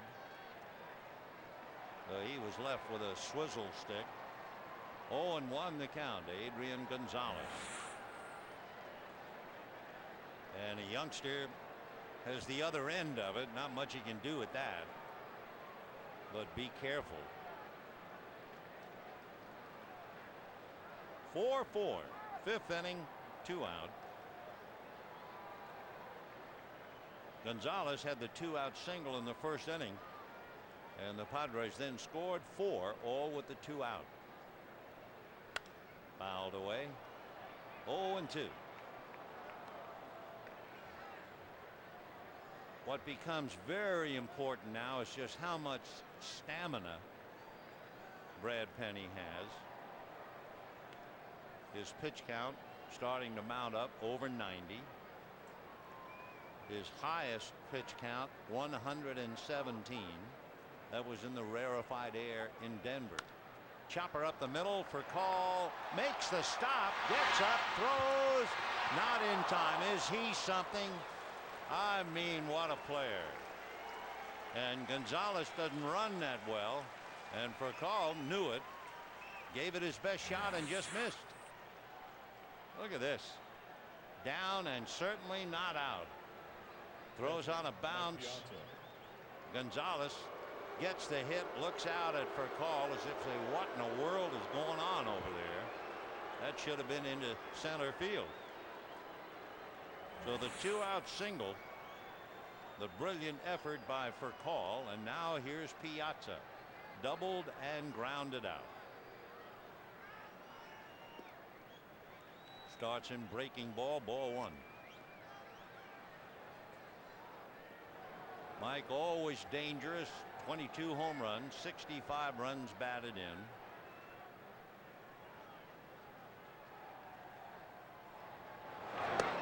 And that's in there. Good pitch. Mike kind of flinched on the breaking ball. 2 out. Gonzalez at first.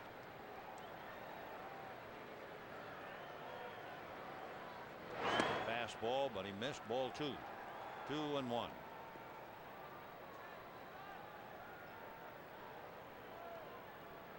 Piazza doubled in a run in the first inning. That gives him 4 RBIs against the Dodgers during the year. 2-1. Fastball, ball 3. That fastball 97. Waiting his turn on deck, Russell Branyan.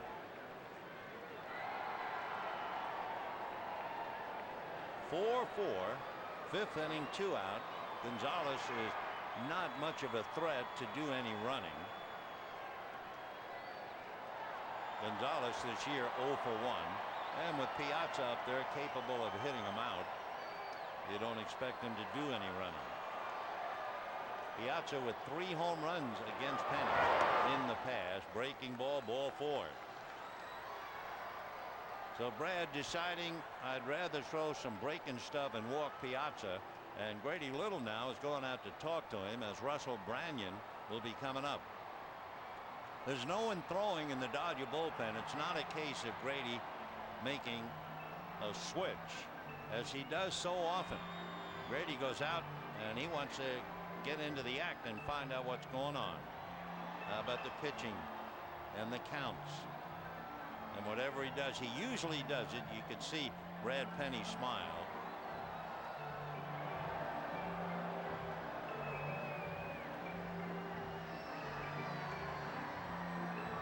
Probably pitch selection more than anything else as Grady goes back to the dugout. And we all know that Branyan hit a home run against Derek Lowe on a breaking ball, so let's see what develops. Branyan walked in the first inning and struck out in the third. So this is the first challenge really for Penny since the first inning. 2 on, 2 out.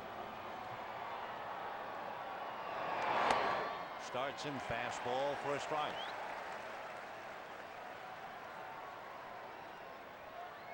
It's amazing how a hitter's batting average will go down or up according to the count.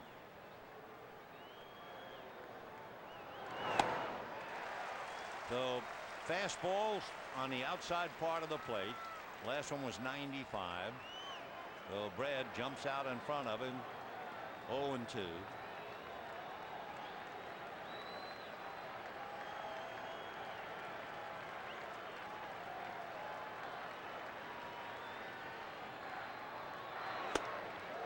Still a fastball, just to show it to him on a different level. Down in the Dodger bullpen, Brett Tomko is loosening up. 1-2 the count to Russell Branyan. 4-4, 5th inning, 2 on, 2 out. Gonzalez at second, Piazza at first, so certainly no speed out there at all.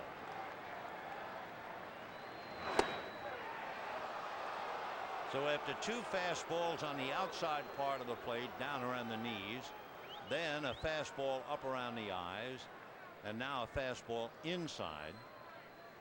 2-2. The old story, move the hitter's eyes around, change the plane of the pitch. Big crowd really into it.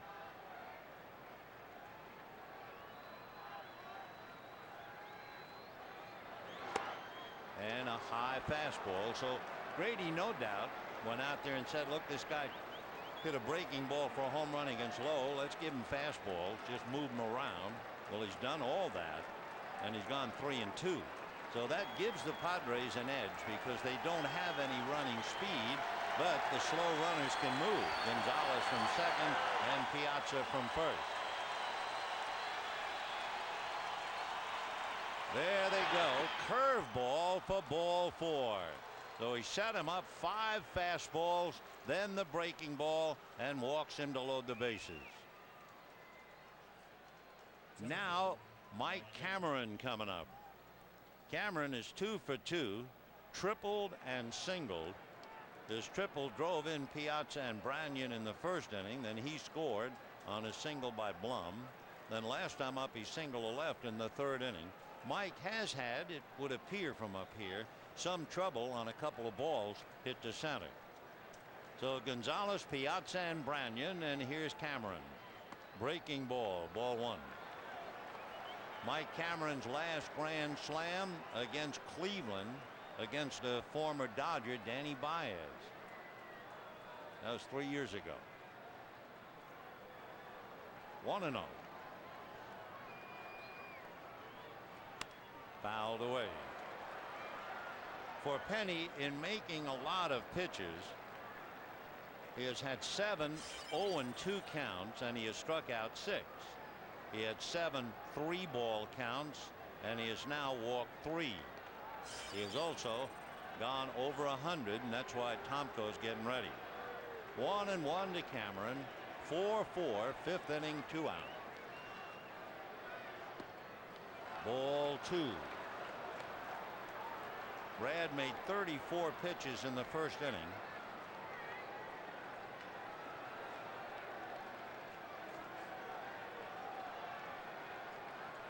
Two and 1 to Mike Cameron.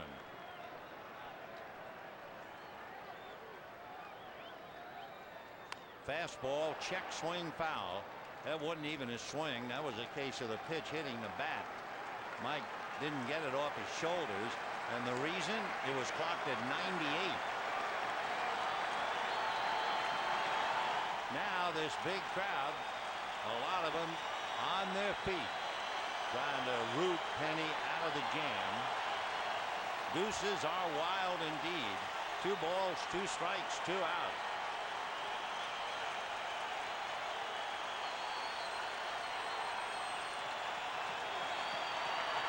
Fastball hit in the air to right field. Drew has a play. That'll be that. So the Padres, no runs, 1 hit. They leave 3. They've left 5 in the game. Cameron shaking his head, and we're locked in 4-4.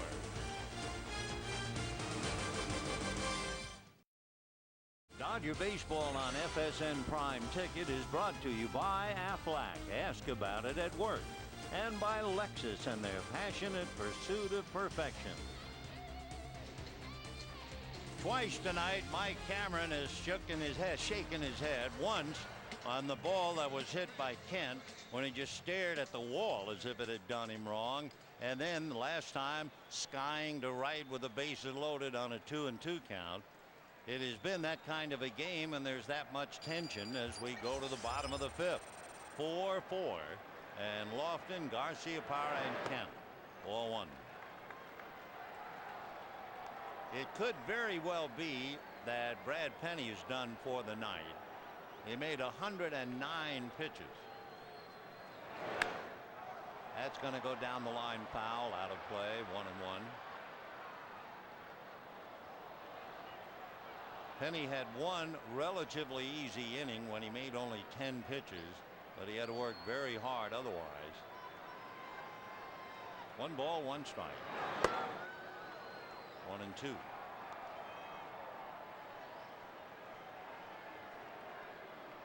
Jake Peavy, 4 strikeouts. Allowed 4 runs and 8 hits. 2-2.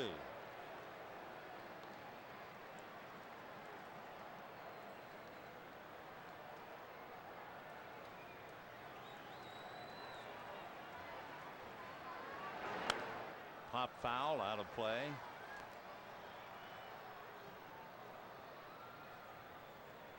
Lofton versus Peavy. Bottom of the 5th, 4-4.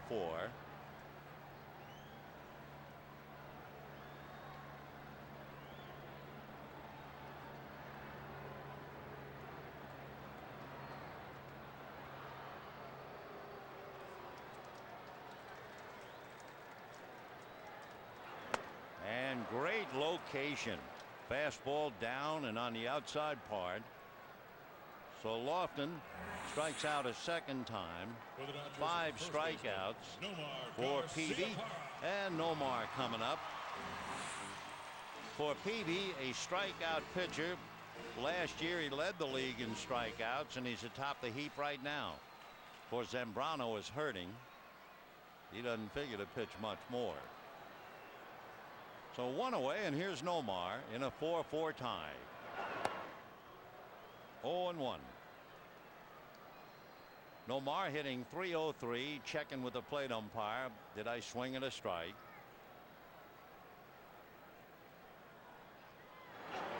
And drives one to the gap in right center, and that's heading for the wall.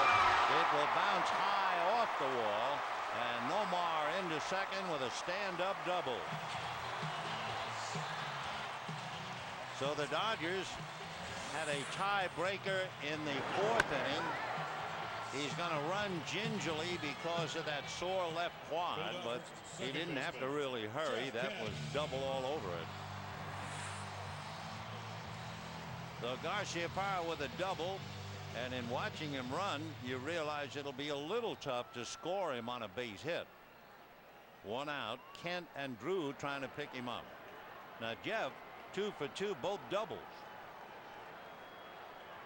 Hitting .285, but far more dangerous with a runner in scoring position and against the Padres.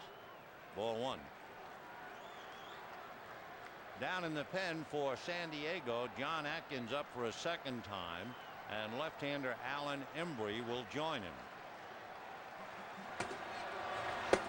So the Dodgers had a chance to break the tie in the 4th. Penny's line drive caught by Blum. Ground ball to Blum. Garciaparra has to hold, and the second out recorded at first. So 2 down in the 5th inning, and the batter will be J.D. Drew. Drew struck out, and then in the 3rd inning it looked like he had a high breaking ball. He hit under it and kind of wafted a fly ball down the left field line, and it bounced into the stands for a ground rule double. So Darren Balsley going out to talk to him now. On deck you have Russell Martin.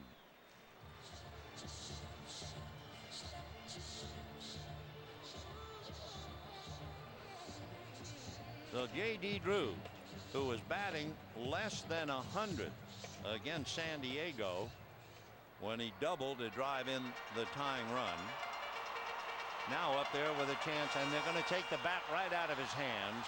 They will walk him intentionally. For Peavy, it's the first walk that he has given up, so they'll try their luck against Russell Martin. Now remember, Martin hit back to the box in the 2nd inning and then hit a line drive that was speared by Peavy in the 3rd. So that was a big out. If Martin's ball goes through, the Dodgers take the lead, or if Penny's ball goes through, they take the lead. Instead, they're locked up 4-4, and here comes Russell. Wednesday night, when the Pirates are here, Russell Martin Sr. will play the national anthem on his saxophone. There he is in the yellow sweater, and Russell Jr. will hold the microphone for him, and we will show that anthem. That's going to be rather touching. But right now, his son's trying to play a base hit against Jake Peavy. Ball 1. On deck, Marlon Anderson. Peavy is coming off a 21 pitch inning, and the inning before that 23, so he's starting to make a lot of pitches. 2 on, 2 out. Good slider, and boy, Martin wanted to hit that thing out. 1 ball and 1 strike.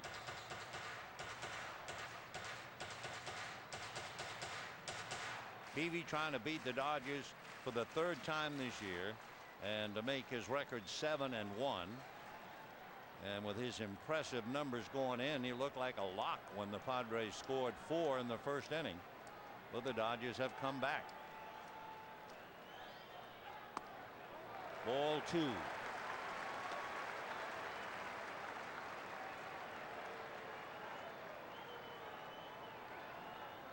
Remember, Garciaparra with the strained quad. He's got to take as big a lead as possible to score on a hit. And Blum and Barfield are really leaving him alone, so he can take a good lead. 2-1. You're 1-2 with Garciaparra's leg in this spot. Would the Dodgers play hit and run?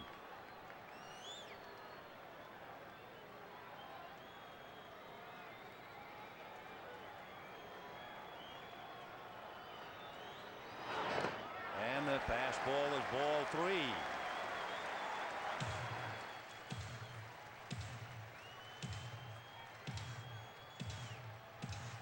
So a moment of truth for Peavy, and we have seen it happen so often. A fella does not walk anybody, then they ask him to walk a hitter intentionally, and the next thing you know, he loses his focus. So 3-1 the count to Russell Martin.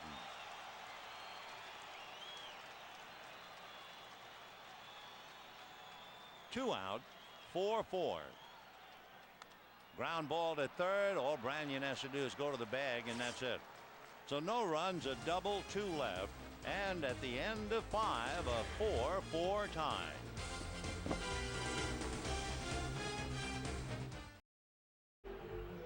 On this day back in 1963, the Dodgers were in St. Louis playing the Cardinals. Cardinals won something like 21 out of 23. Dodgers swept the first 2 games, but the Cardinals were leading 5-4 in the 9th inning of the finale. Dick Nend came off the bench, hit a pinch hit home run to tie it up. Ron Peronoski was brilliant in relief. The Dodgers won the big game, swept the series, went into the World Series, and swept the Yankees. Let's go back to this one.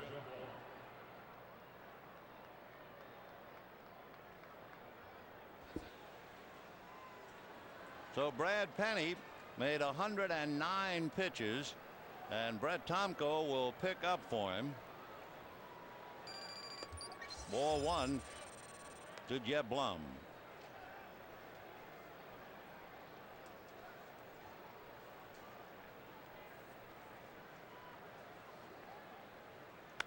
And a drive to right. Drew going back on the ball to the track at the wall. It is off the top of the wall. The ball's in play, and Blum is into second with a double. So Brett Tomko almost had Blum hit one out. And Jeff, with a big night, comes up with a key double, opening up matters in the 6th inning. Fastball, and boy, did he jump on it. The ball just seemed to die at the end of the trip and hit high off the wall. Too close for comfort for the Dodgers.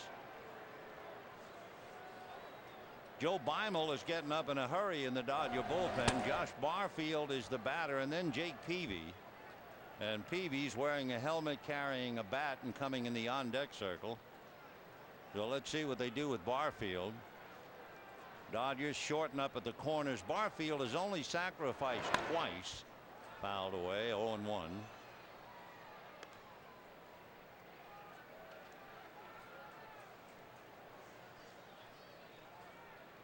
So Peavy waiting on deck.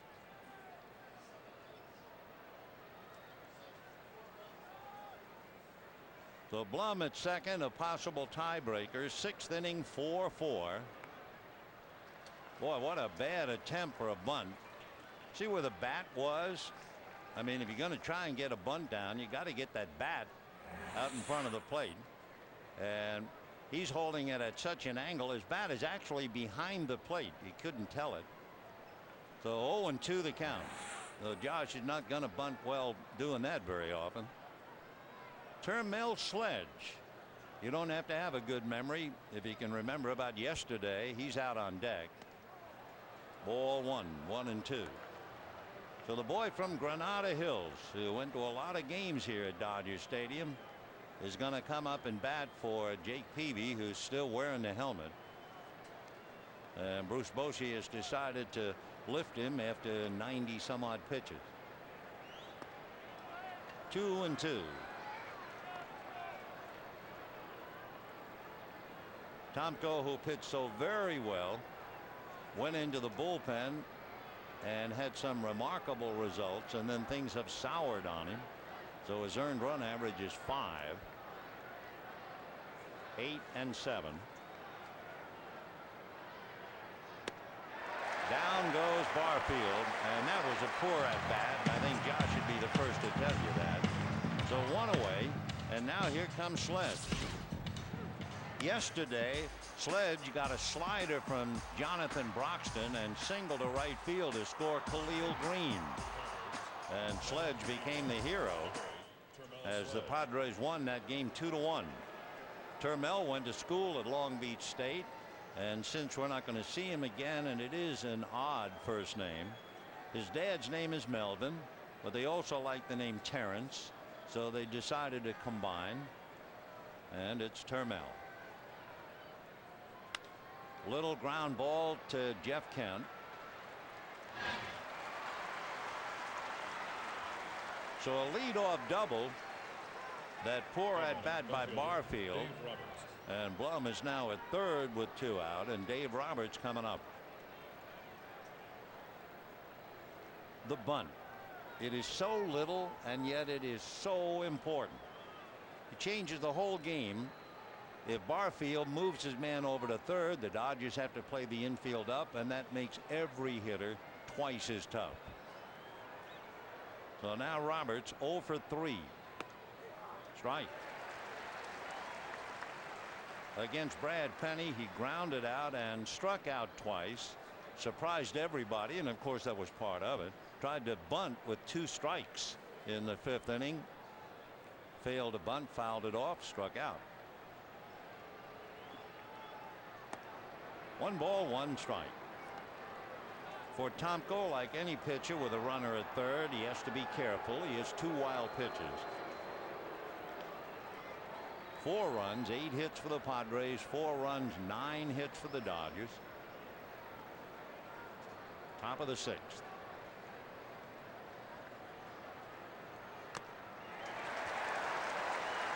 One and 2.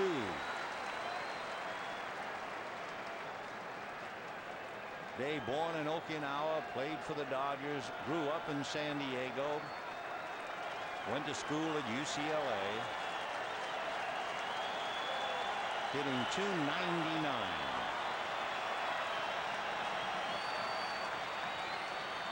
Off the plate. He hit Martin's glove, but Martin was set up off the plate. Dave wouldn't bite. 2 balls, 2 strikes.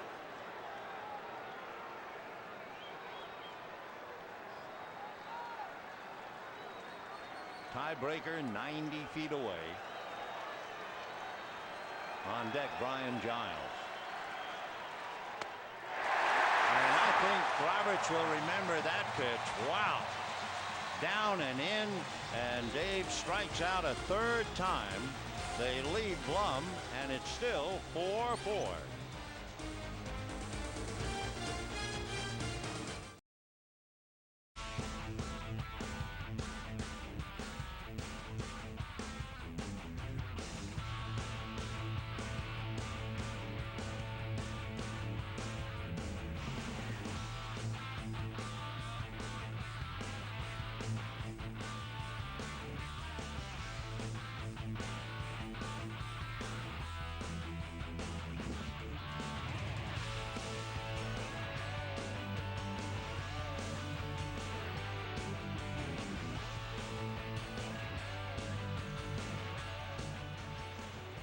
And with all of that, we go to the bottom of the 6th inning in a 4-4 tie. A veteran left-hander, Alan Embry, coming out of the bullpen. Out of Oregon, lives in Vancouver, Washington. Originally drafted by the Indians back in 1989. He's 36 years old.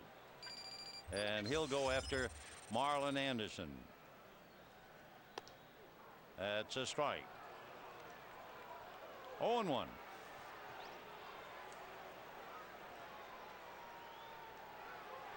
Somebody in the Dodger dugout let out a holler. It's all Marlon did was walk up the line a little bit. He hit a 438-foot home run and singled. Marlin is visiting with Gary. He's not arguing with him. Embry and Anderson. Anderson is 1 for 6 in the past against the left-hander. Embry has a win against the Dodgers this year, 1-0. Foul ball. Embry is certainly a veteran, not only at 36, but he came up to the Indians back in 1992. Went from the Indians to the Braves, the Diamondbacks, 3 years with the Giants, the White Sox, to the Padres, then 3 years with the Red Sox and the Yankees, and back to the Padres. His rookie team when he first started, Jim Tomei and David Bell were teammates. 0-2.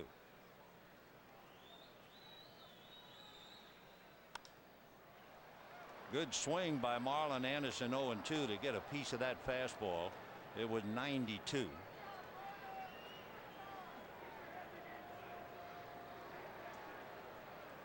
Anderson, Betemeat, and Penny spot occupied by Brett Tomko, and there's no one throwing in the Dodger bullpen. And a line drive base hit. So Marlin Anderson gets a chance to start this huge game, and all he does is hit a home run and have 2 singles and a stolen base. For the Dodgers, that is their 10th hit. They had 4 runs and 9 hits against Jake Peavy. Now Betemeat, who has not done very well right-handed, is coming up, and Olmedo Signs is out on deck. Betemeat, batting right-handed, is hitting $1.25, and he does not have a sacrifice. Yeah, he has 1. Ball 1. Betemeat is grounded out and struck out. 1 ball and no strikes.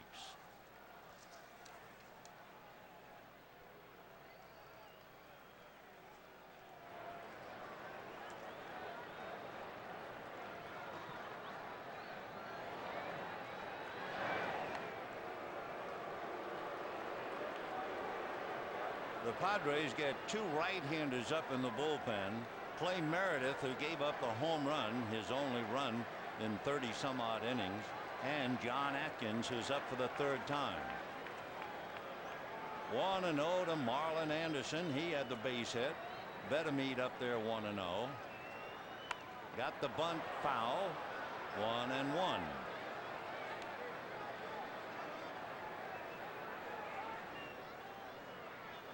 Padres scored 4 in the first inning. Dodgers came back with 1 in the first, 1 in the second, 2 in the third. Padres had the bases loaded with 2 out in the 5th inning and a 2-2 count on Mike Cameron, who flied to right field. They also left Blum at 3rd in the 6th.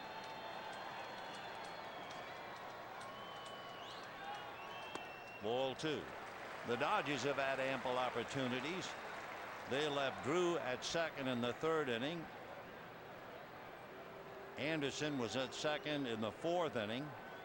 Garciaparra was at 2nd with 1 out in the 5th.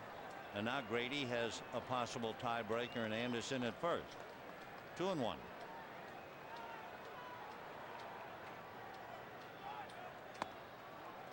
Now Embry falls behind 3-1. Olmedo Signs waiting, although it's doubtful they would let him bat against Embry.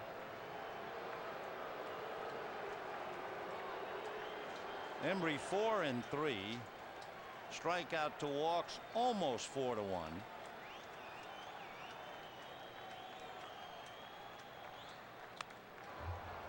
Though 3-2 the count to Wilson Betemeat. Well, what do you do with Marlin Anderson? Remember, he stole 2nd in the 4th inning. And we'll see now if Grady wants to run him. Full count, nobody out. Betemeat, batting right-handed, has struggled a bit. He has struck out 9 times in 24 at bats, so you make the call.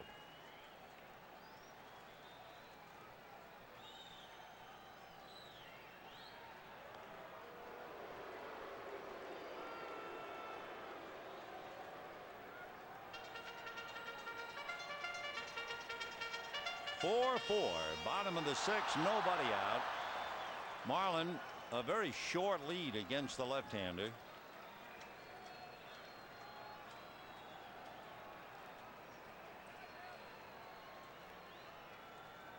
He's not going. Fouled away. So the risk is great. First of all, Anderson might have trouble getting a jump on Embry, and Betemeat more liable to strike out batting right-handed than left.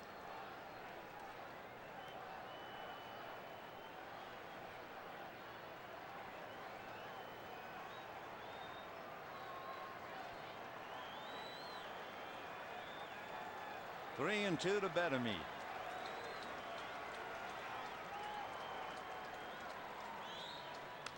Fouled away. Pretty good fastball in on the hands at 91. Wilson fights it off.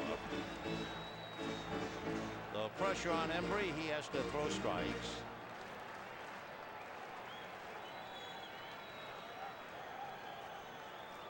They asked Alan Embry what was the worst job he ever had before he played baseball, and he said cleaning out a horse stall, which I guess got him ready to be a reliever in the big leagues.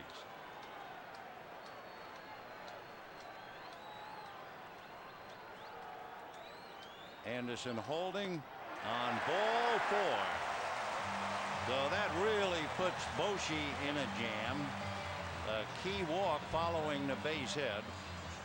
Now Olmedo Signs will be called away, and Oscar Robles, who is a very handy guy with the bat, coming up. And talking about coming up, Bruce Bochy's coming up, and he's going to go to the pen.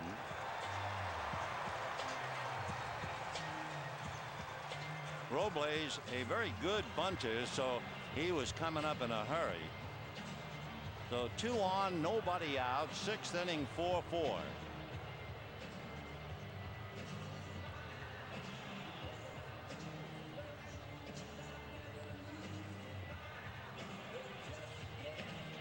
Bochy wants to go out and just talk to his fielders what to do on the bunt.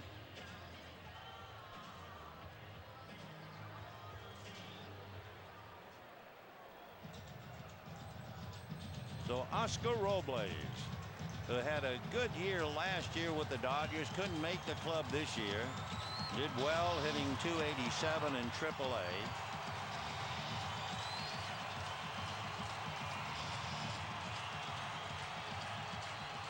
So for the Padre bench, they have to be down a little bit. They've blown a 4-0 lead, and now they're in trouble. And ball one.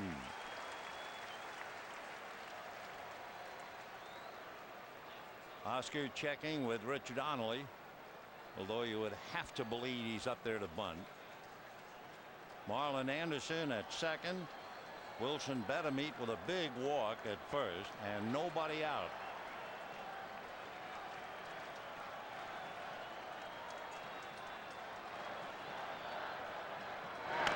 The bunt is down. Embry, left-handed, goes to third, and he's off the bag is Branyan, and the bases are loaded.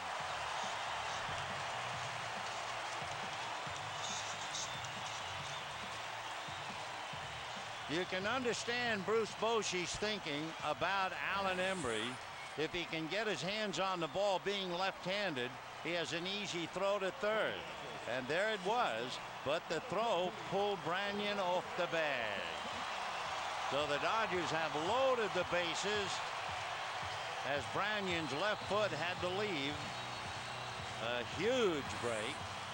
And now Bruce Bochy's coming back with Rafael Furcal. So the bunt was right the way Bochy had hoped. Embry was right there to make the play, and he blew it. So Allen will have to come out, and we'll be back.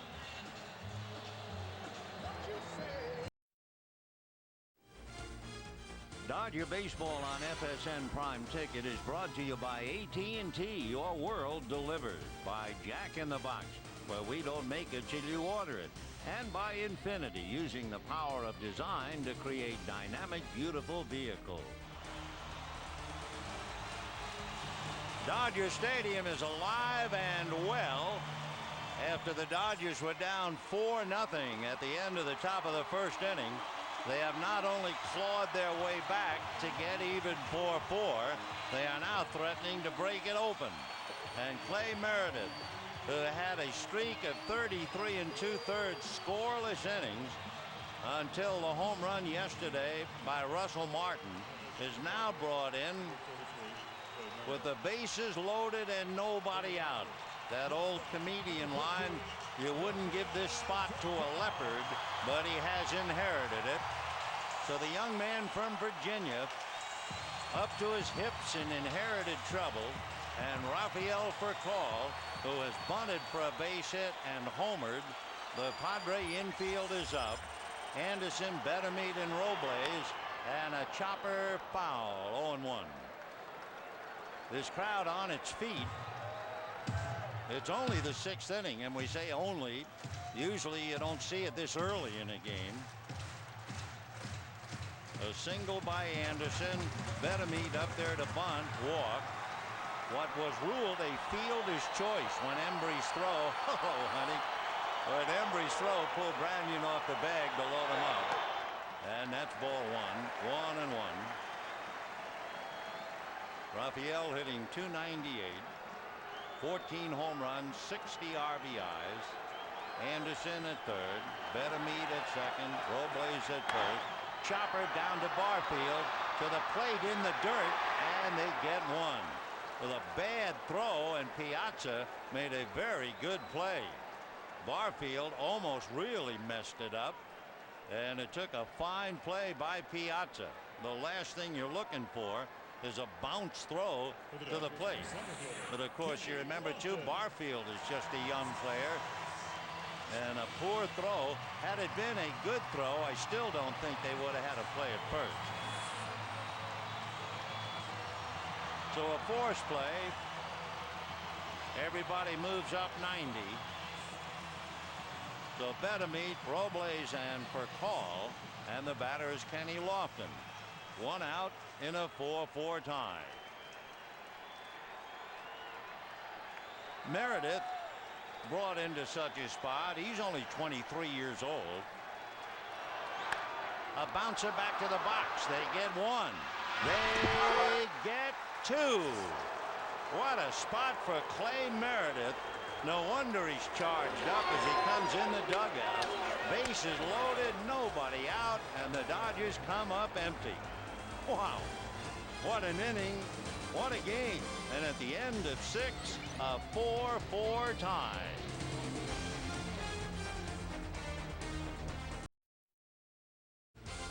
Dodger Baseball on FSN Prime Ticket is brought to you by Carl's Jr.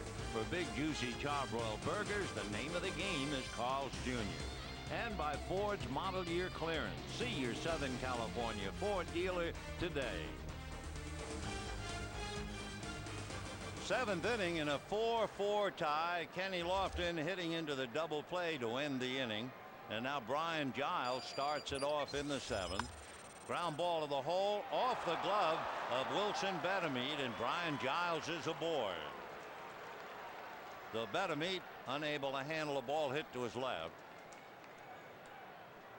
For Grady Little, he saw Brett Tomko come in and give up a double to Jeff Blum that almost cleared the wall, and then Tomko got out of the jam. Then he saw his own team have the bases loaded, nobody out, and come up empty. And now he sees the leadoff man Giles reach on the error.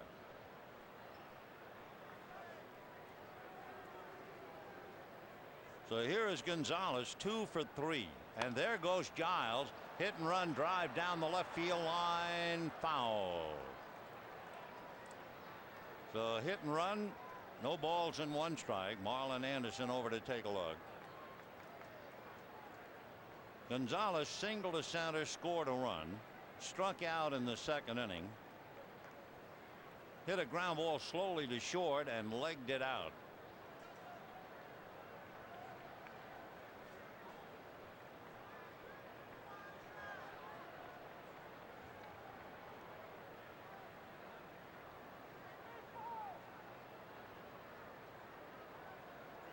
On deck, Mike Piazza.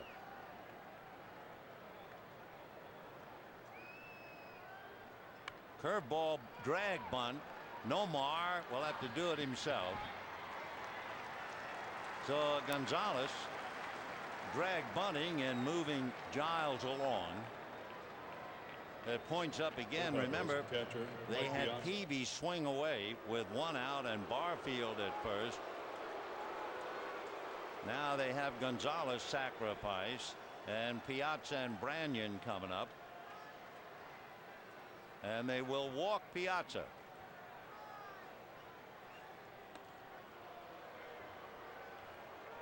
So Mike walks for the second time. Russell Branyan will be the batter. In looking at the past to perhaps determine the present, Russell Branyan 1 for 4 against Joe Beimel. Branyan faced Beimel yesterday and flied to right. And now let's see if Branyan is coming up. In fact, Josh Bard comes out and it will be Bard coming up. And with Bard in the game, we'll wait a moment and see about a runner for Piazza, because that figures in the 7th inning. And sure enough, Khalil Green will run for Piazza. Third pitcher, please, for the Padres. You may remember that Khalil Green scored the winning run yesterday on the base hit by Termel Sledge. So Branyan gives way to Bard. Number 28, Josh Bard. And in looking at Beimel and Bard, Bard 1 for 2 against Beimel. And then Josh can stay in the game and catch.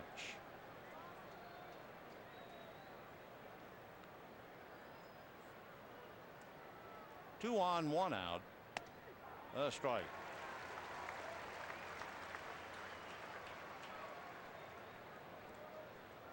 Josh Bard started yesterday's game. Had one hit, went 1 for 4. So 2 on, 1 out, 7th inning, 4-4.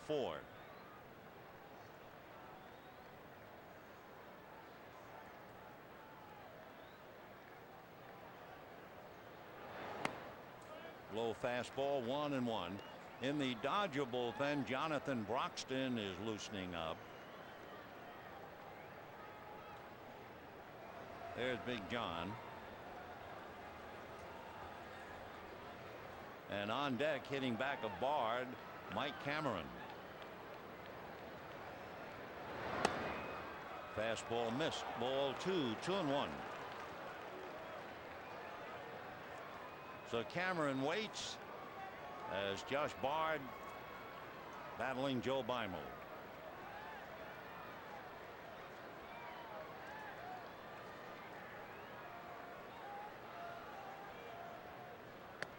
And that's a strike. 2-2. Bard, 28 years old, born in Ithaca, New York, lives in Colorado, went to school at Texas Tech. He was a teammate of Jason Jennings of the Rockies on Team USA, and they were in each other's wedding. 2 balls, 2 strikes.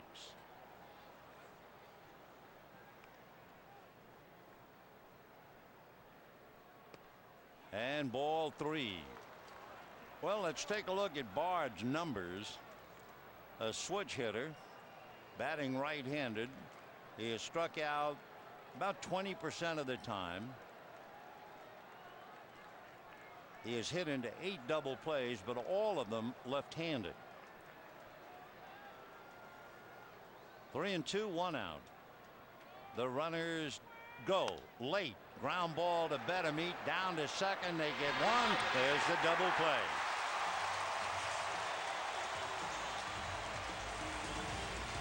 So the Padres got a double play to get out of the 6th, and the Dodgers get a double play to get out of the top of the 7th. And what will become and is now an emotionally tiring game is locked up 4-4.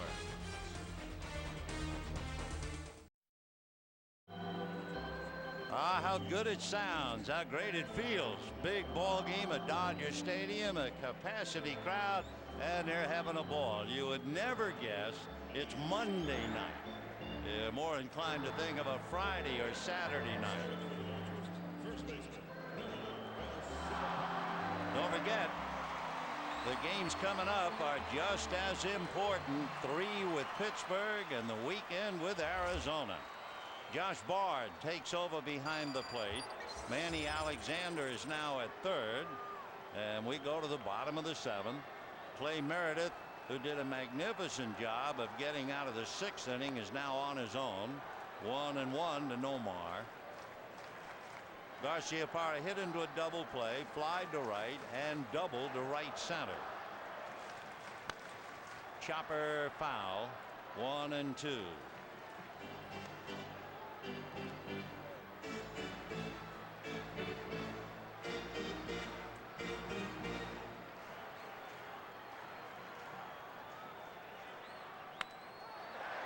And Garciaparra hits one to left. Dave Roberts right there. So don't forget the Dodgers and the Coca-Cola family pack. You get 4 tickets, 4 Dodger dogs, 4 Cokes for $52, saving 38%. Family pack games are on select Wednesday and Sundays. So the next family pack game Wednesday at 7:10. For tickets, visit Dodgers.com or call 866-DODGERS. Talking about Wednesday's game, Greg Maddux will be on the mound.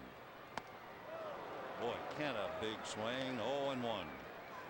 So Greg, who will be going up against the Pirates.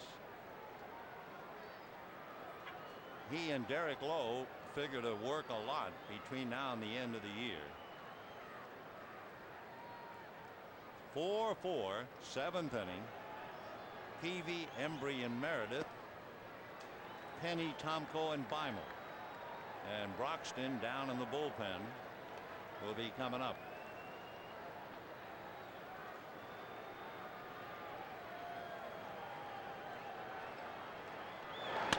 And that's stroked into left center for a base hit.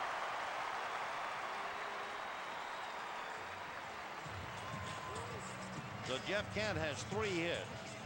It is interesting.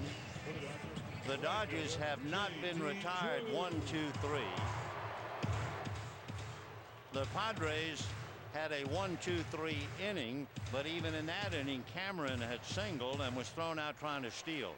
In other words, the teams are on the attack every inning. Ball 1 to Drew.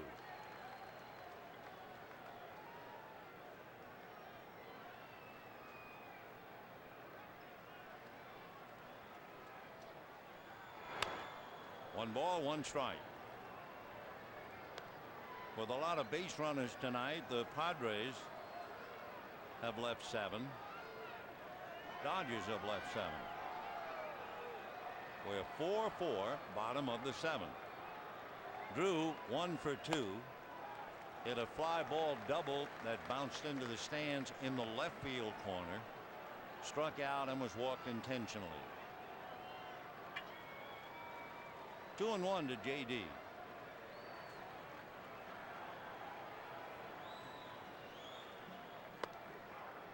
A high strike. 2-2. Meaning high in the strike zone, of course.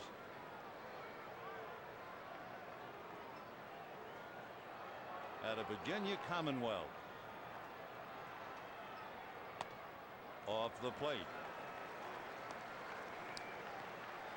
So a moment of truth for Meredith and for Drew. His name is Elise Claiborne Meredith III. Shot back up the middle, but on it is Blum on the bag, and a high throw pulling Gonzalez off, and it was good effort by Kent to try and get in there as best he could to break it up. So it's a force play. The Dodgers still alive in the inning. And the throw way offline, although it should have been a double play, and probably would have been a double play with Khalil Green. You have to remember, Blum is having a good, solid year, playing every day at short and swinging a pretty hot bat. Green is more of a magician at the position. High chopper to Meredith, and that'll do it for Martin and for the Dodgers. No runs, 1 hit. They lead 1. So at the end at 7, they're locked up 4-4.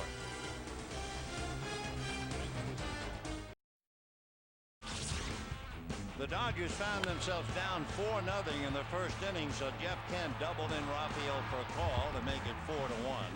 Marlon Anderson hit a 438-foot home run to make it Padres 4, Dodgers 2.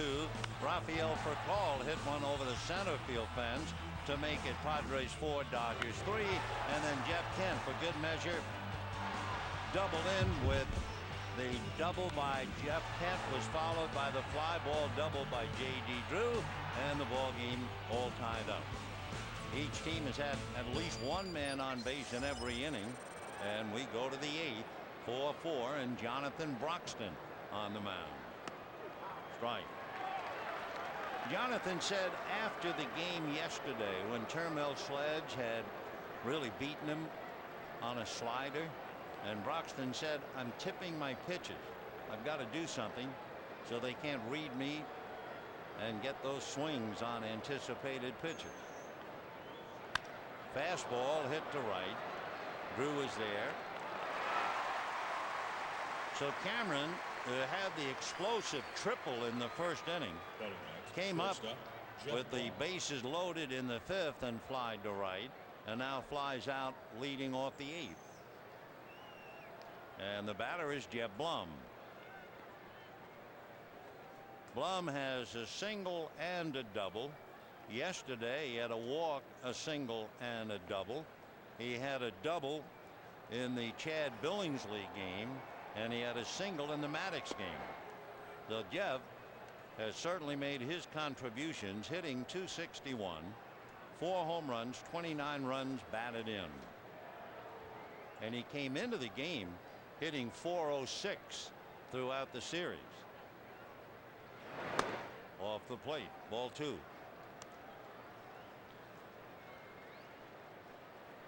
So Blum, with 2 hits tonight, has 15 hits.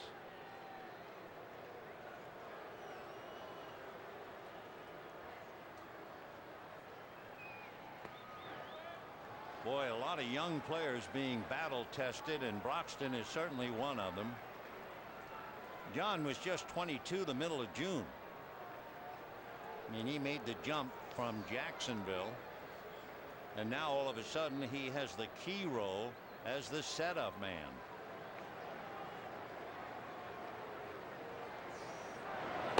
And he walks Blum.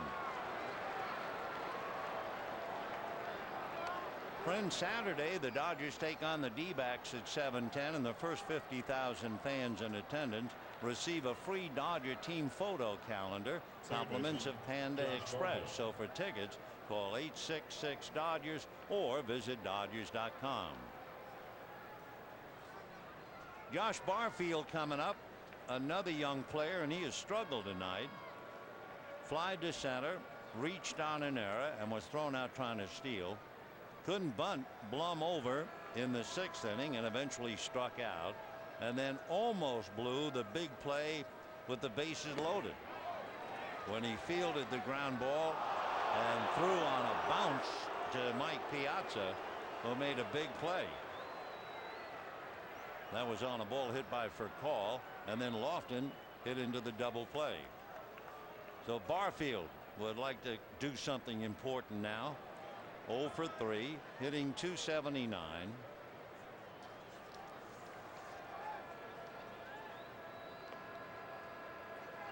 Barfield 1 for 4 against Broxton. Whoops, in the dirt. Nice save by Russell Martin. And he's gone out to talk to Broxton, who throws hard in the middle 90s, and even his slider comes up in a hurry. And with that in mind, we'll check, and we find out that Broxton has 6 wild pitches. So a 22-year-old in a huge game in a 4-4 tie. They were asking him about his nerves yesterday, and he said, nope, no. He said, I was very calm. I just tried to concentrate, focus on throwing strikes. 2-0.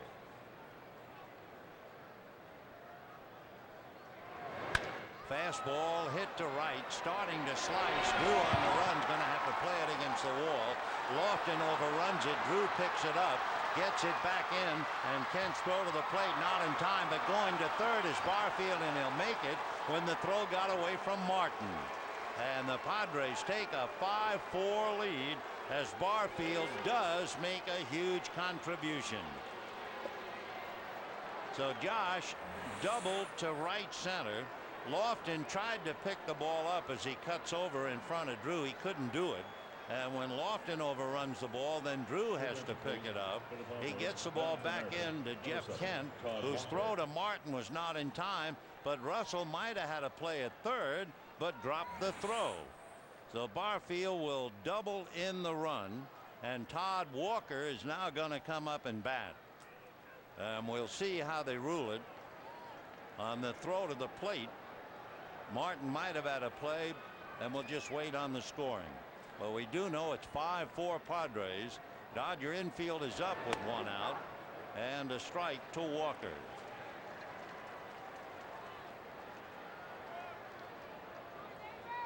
Walker had a base hit yesterday in the 8th inning against Joe Beimel. And he hits a flare into center, and the Padres lead 6-4. So Josh Barfield is the hero, and the entire Padre team will be all over him now. The long double, and now the pinch single by Walker.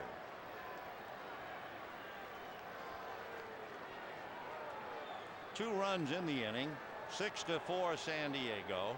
And the leadoff man, Dave Roberts, 0 for 4. And it is a big moment in the life of young Josh Barfield. Ball 1. Roberts grounded out, struck out 3 times, one of them trying to bunt with 2 strikes. For Barfield, a double, a run batted in. And taking third on the throw to the plate, even though Martin might have had a play. No error charge. 1-1 the count to Dave Roberts. So for Broxton, who came in yesterday 3-0 and then lost for the first time, now right back into the fire, and he's down 6-4.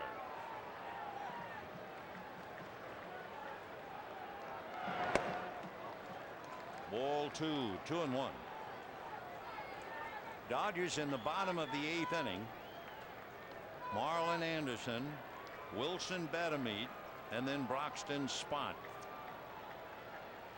The crowd is certainly part of the story tonight. 2-1. That's a strike.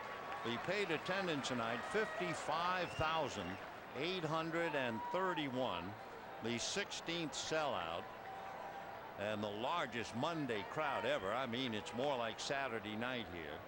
23 times this year the Dodgers have drawn 50 or more, and we'll tell you about this 4-game series in a moment. And he is hit by the pitch. In fact, apparently not. Thought it got him, but I guess Dave did get out of the way.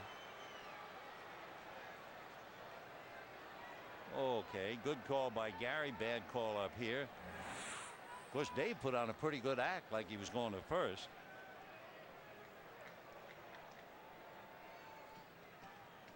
Maybe he went to the film school at UCLA. 3-2. And there goes the run of Walker. It's missed at the plate. The throw on the wrong side of the bag. And what a forgettable night this is for Dave Roberts. Wow. Roberts strikes out 4 times. You want to talk about a long walk back to the dugout. However, going on the pitch A stolen base, his second of the year for Todd Walker. I bet you it's been a rare. Yeah, there it is. First career game where he struck out 4 times. Well, some very good players have had that happen. We were talking about the crowd. The largest 4-game total in Dodger Stadium history. For the 4 games, 219,124. 6-4 Padres in the 8th, and Brian Giles now trying to pick up Walker.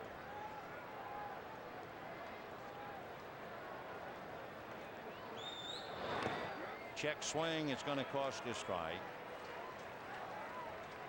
Brian Giles struck out in single, flied to right, and reached on an error.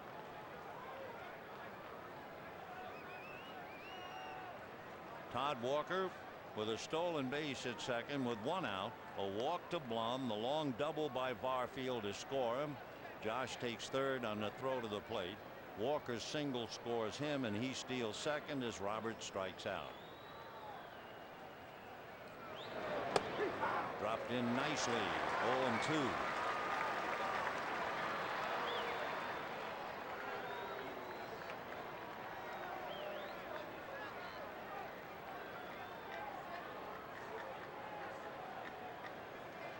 On deck, Adrian Gonzalez.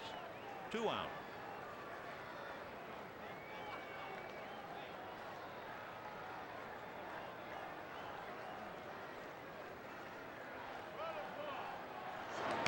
And he bounced the fastball back to the box, but no play as Walker moves to third.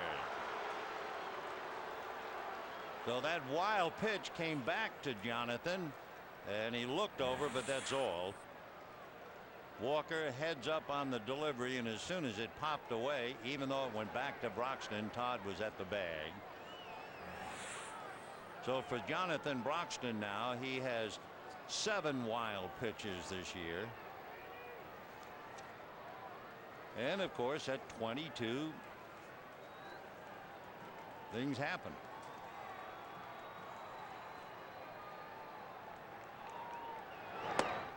Off the plate, 2-2. To repeat, Anderson, Betemeet, and Broxton spot due up in the 8th.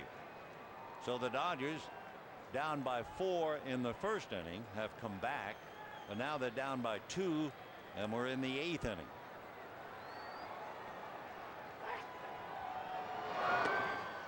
And ball 3.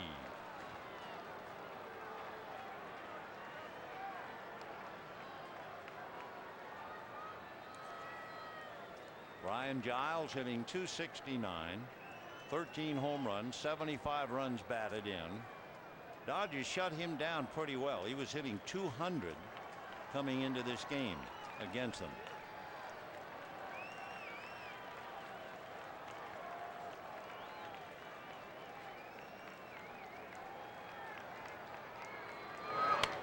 And a drive to right. Drew going back to the track at the wall and reaches up to make the play.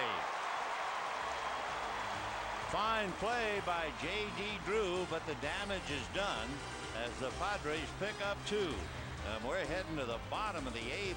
6-4 San Diego.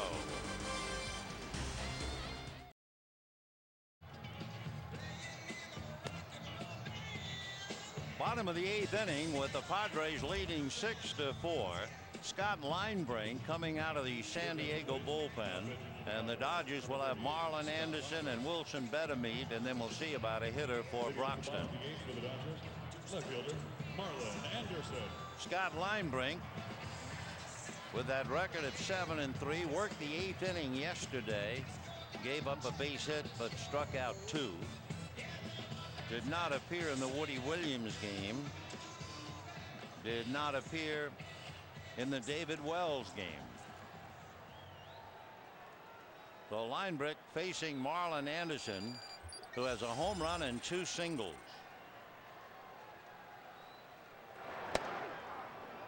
Scott Linebrink, 6'3", 207-pounder, out of Austin, Texas, taught himself the splitter. And they say he is a dandy. 1-1. Marlon Anderson, a 438-foot home run, a single to right and a stolen base, and another single to right, only to be cut down at the plate in an inning that will haunt the Dodgers for at least a little while, when they had the bases loaded and nobody out in the 6th inning and came up empty. And that's going to be down the line, and it comes up his 4th hit. So Marlon Anderson is going to stop. No, he's going to keep on going, and he will make it. Rich Donnelly was waving, and then all of a sudden Donnelly put his hands up to stop, and Marlon saw the first wave and just kept on going. So what a game for Marlon Anderson as he triples into the right field corner. So Anderson goes 4 for 4. Olmedo Signs is out on deck, and Wilson Betemit now trying to pick him up. 0-1 splitter. By the way, for Marlon Anderson, the last time he had a 4-hit game 3 years ago. The Marlin 2 singles, a triple, and a home run. 0-1 to Betemit. And that's fouled away. 0-2.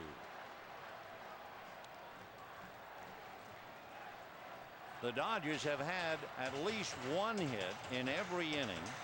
They had 3 hits in the first inning and 3 hits in the 3rd. And they keep their record intact with an opening triple here in the 8th. Fouled away.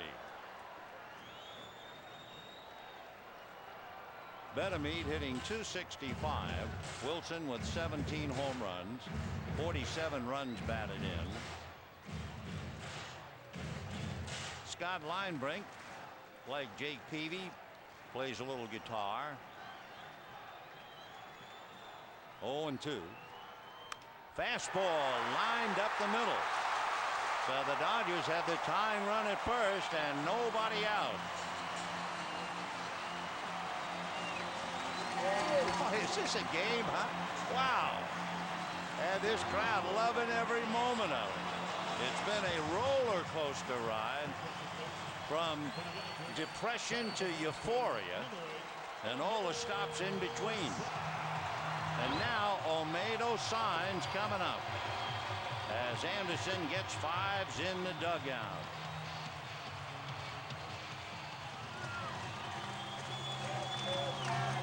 Padres 6, Dodgers 5, nobody out.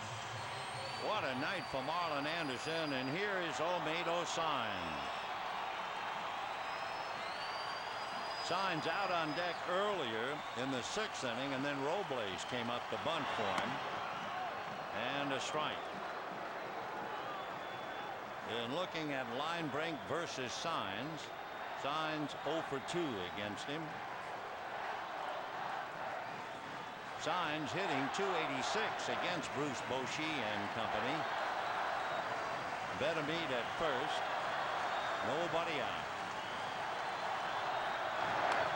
Fouled off. In case you're wondering, Betemit has stolen 3 out of 4.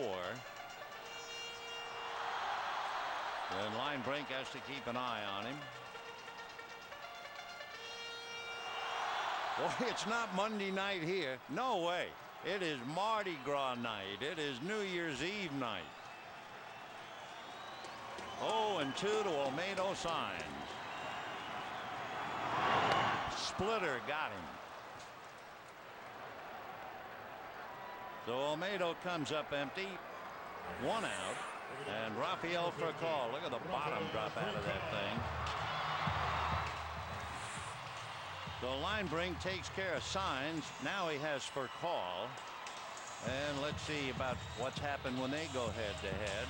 Furcal 1 for 8 against him, has struck out 3 times. And Julio Lugo will now run for Wilson Betemit. For the Dodgers, running for Betemit, Number 3. So Lugo Lugo. gives the Dodgers a little extra speed at first base. He has stolen 5 bases, but he's been caught 4 times. He was a far better stealer in the American League. That's a strike. Over in the American League, where Julio knew the pitchers, he had 18 stolen bases. In the National League, 5 out of 9, which is not usually good enough.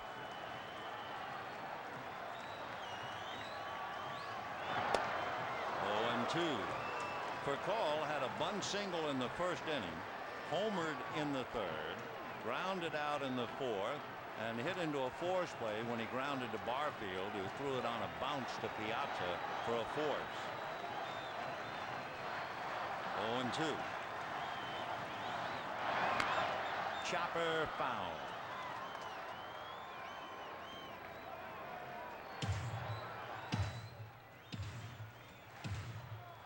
Linebrink, in looking at his numbers with a 2-strike count on Furcal,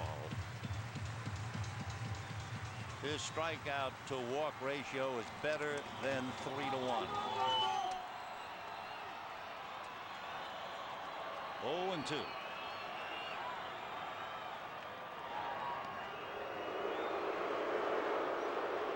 A lot of pressure on Josh Bard behind the plate, coming in the game late, handling a guy like Linebrink with that splitter and a possible tying run at first base. And a drive to left. Roberts has a play. The crowd looking at that fly ball with their hearts and not with their eyes. And with 2 down, the batter will be Kenny Lofton. And I'm sure Lofton is still smarting from hitting into the double play back in the 6th inning. He is single, struck out twice, and hit into the DP. 1 for 4. 6 runs, 10 hits for the Padres, 5 runs, 13 hits, 2 errors for the Dodgers. Now with Lugo at first, let's see what develops. Garciaparra on deck. Ball 1. As far as Linebrink and Lofton are concerned, Lofton 2 for 11. That's a 182 average. He has struck out 4 times against him. Fastball fouled away. 1-1 to Kenny, hitting .300, 2 home runs, 36 runs batted in.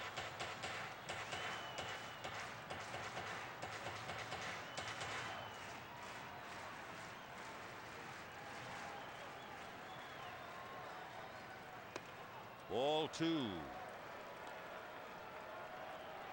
So 2-1 to Kenny.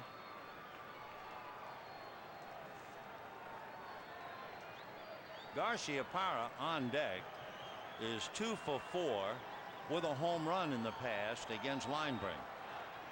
And that's going to be hit to right field. Giles coming in a hurry. It's going to land. He picks it up and gets it back to the infield quickly. And there are 2nd and 3rd with 2 out in the 8th inning. I was a little surprised that Giles threw to 2nd instead of to a cutoff man. Lofton, of course, with his speed. And by the time Brian got over there, he's going to left-hand it back in. Didn't get much on the throw. And so Lofton runs it in, and the Dodgers now have the tying run 90 feet away. A go-ahead run at 2nd, and with 2 out, here is Nomar. Fastball for a strike. Linebrink, with that split finger, has 2 wild pitches. Nomar hitting .304, and this crowd on its feet. 0-2. So Marlon Anderson tripled. Lugo running for betterment after he singled in Anderson. Sign strikes out. Furcal flies out. But Lofton, a pop fly double to right. And the Dodgers now at second and third, 2 out, 0-2 to Nomar. And a good block of the splitter. That's why we were mentioning the pressure on Josh Bard.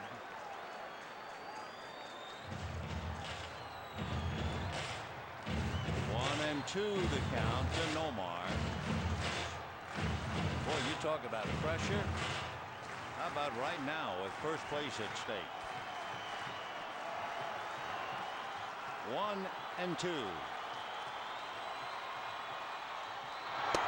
Got him with a high fastball, and down he goes.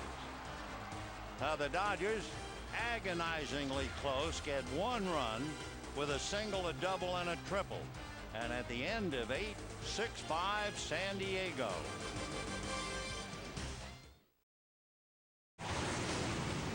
For San Diego, it boiled down to the 8th inning, and Josh Barfield, who hit one over the head of J.D. Drew, Lofton overran the ball. By the time the Dodgers got it back in, why, Barfield had doubled in Blum. Then he scored on a base hit by Walker, and the Dodgers come up a buck short with 1 in the 8th. So in the 9th inning, Julio Lugo, who ran for Wilson Betemit, stays in the game at third base, and Takashi Saito coming in a rare game whereby he comes in where the Dodgers are losing. Takashi with a brilliant ERA of less than 2, a record of 5-2, and he's asked to hold that tiger. Gonzalez starting it off. Manny Alexander will be hitting after Gonzalez, and then Bard. And a line drive base hit. So Adrian Gonzalez comes up with a leadoff single to left. That's his third hit. Third baseman, Manny Alexander. And Manny Alexander coming up.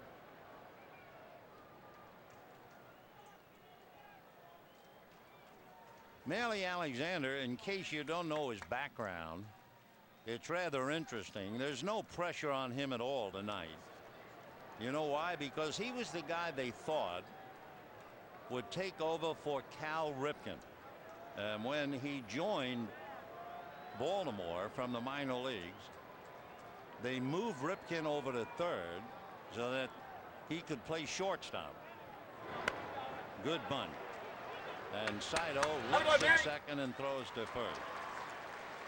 Well, you can imagine trying to take over for Cal Ripken. So Manny does his job, gets the bunt down. And with 1 out, Josh Bard coming up. Bard came in as a pinch hitter and stayed in the game after hitting into a double play in the 7th inning. And of course, we mentioned it seemed like almost yesterday when the game started. The Padres are second in the National League in 1-run victories. They've won 26 games by 1 run, and one of the big reasons is now warming up in the bullpen. Yep, it's Trevor time.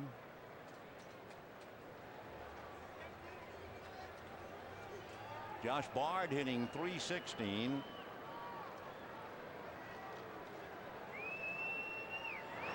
Breaking ball lifted to center and deep. Back goes Lofton to the track at the wall. Leaps up. It's off his glove.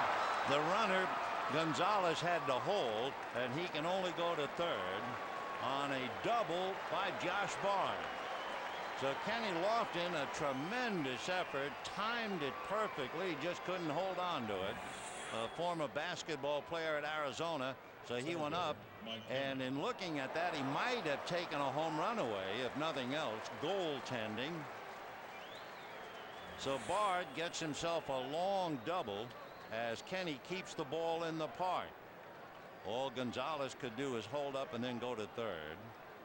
So second and third, 1 out. They are going to walk Mike Cameron with first base open, and Jeff Blum, who's been a pain in the neck to the Dodgers all year, will be coming up. And Blum tonight has continued to beat on the Dodgers. Jeff has a walk, a single, and a double.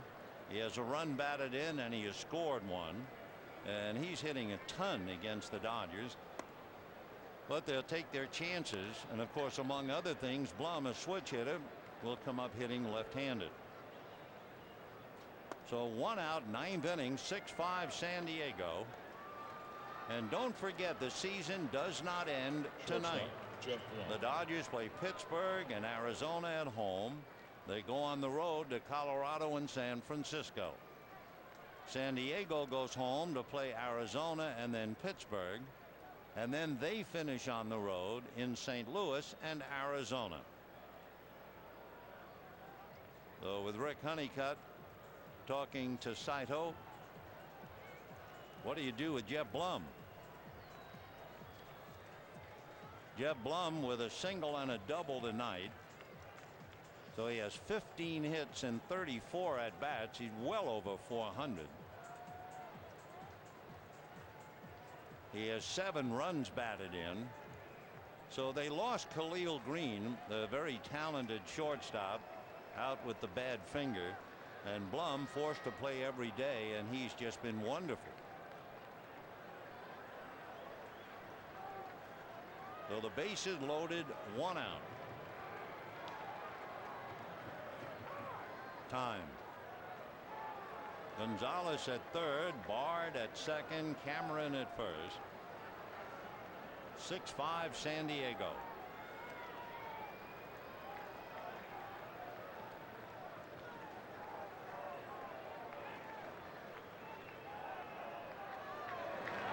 And it goes to the backstop, and the run will come in, and that takes the 1-run game away again.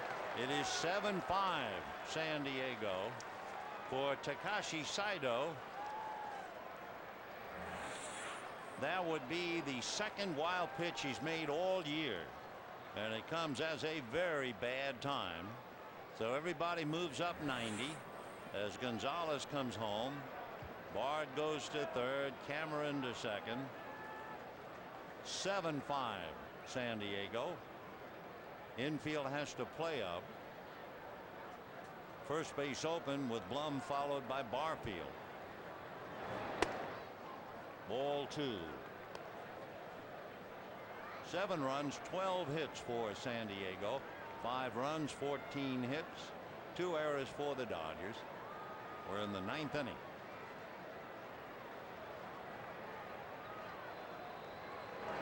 Curveball, little piece of it.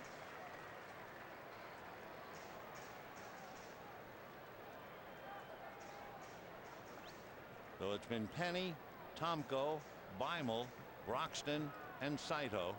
And as we said, 1 in a million to see Saito come in with the Dodgers trailing. 2-1.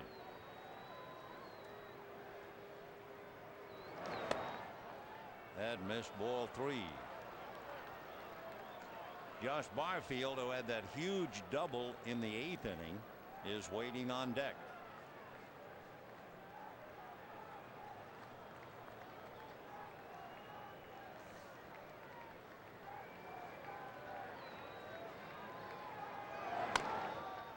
Foul ball, 3-2 the count to Jeff Blum. Blum 0 for 2 in the past against Saito. Barfield on deck, 1 for 4.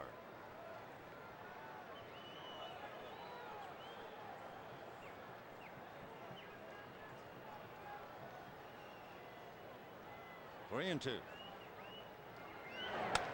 Hit foul down the line.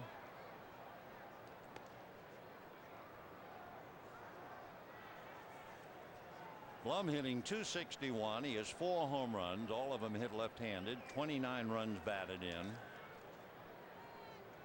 Saito is in his 65th game. And that's going to be hit to center. Tagging up and ready to come home is Bard. Lofton's throw goes to third too late as Cameron moves over. And suddenly it's a 2-run inning and 8-5 San Diego as Blum just continues to come up with key at-bats. So Jeff Blum, a scoring fly ball, his 2nd run batted in. And the batter now, Josh Barfield. 8-5 Padres. And the Dodgers will have to collect themselves and go after Pittsburgh. They have beaten the Pirates all 3 times here. They split 4 in Pittsburgh. So they have won 5 out of 7 against the Bucks. Meanwhile, the Padres will be playing Arizona, and the Padres are under 500 against Arizona. They're 5-7. So this one is a long way from being decided, that's for sure. 0-1 to count to Barfield. That's right.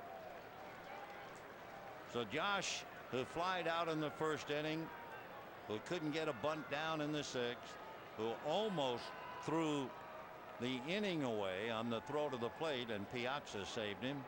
And then he came up in the 8th inning and doubled in a big run, and then he scored.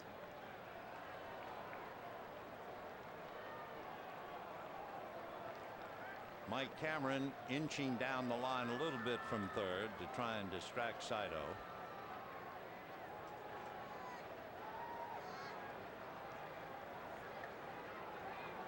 Oh, 0-2. Line drive, foul ball. Still 0-2. 55,831. It has been a Friday night and a Saturday night combined emotionally. But now it's starting to feel like Monday.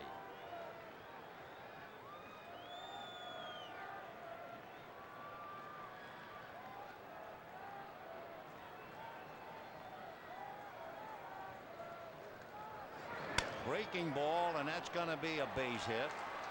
So scoring is Cameron. And so the Padres have scored 5 times in the last 2 innings against Broxton and Saito. It is that time of year. Tired arms for sure. So it is 9-5 San Diego. And we said it was Trevor time, but maybe not. They might not bring him in. Jack Cust is going to come up and hit for Linebrink. And we take a look down in the bullpen to see if Trevor is still warming up. You don't usually see him coming in. Nope. It's John Atkins now. That figured.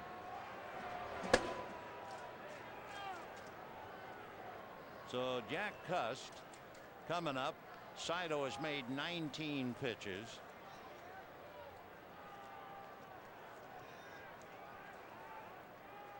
And there goes Barfield on a chopper to Garcia Power, and that's that. But that in capital letters means 3 runs. 5 runs in the last 2 innings for San Diego, and they lead 9-5.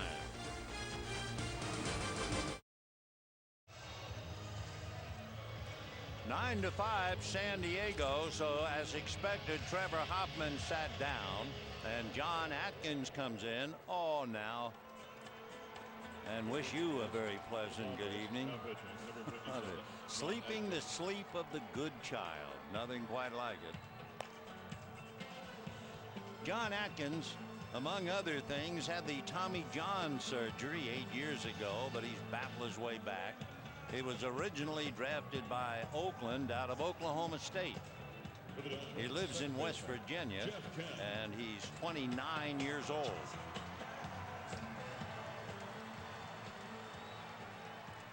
So 9-5 San Diego, and the Dodgers are asked to do what they did, but they've run out of innings. Remember, they were down by 4, came back to tie, and they're down by 4 again. Only now it's the 9th. Jeff Kent with 2 doubles and a single. 3 for 4, rising to the occasion. 7 for 12 in the series. And a drive to center. Going back is Cameron to the track at the wall and gone. So Jeff Kent comes up with a home run, leading off the 9th, his 4th hit of the game. And the Dodgers are now down 9-6.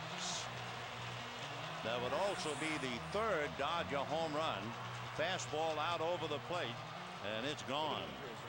So Atkins is rudely treated. 2 pitches, 1 run. Now J.D. Drew coming up with Russell Martin on deck.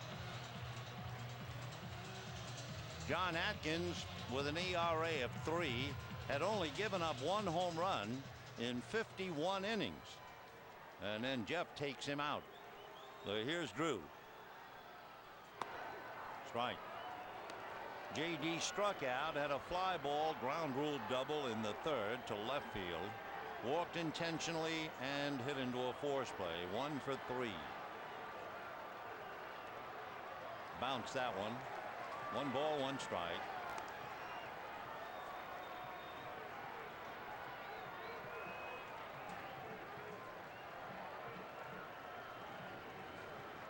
One and 1. 2 and 1. With Atkins, fastball, changeup, and slider.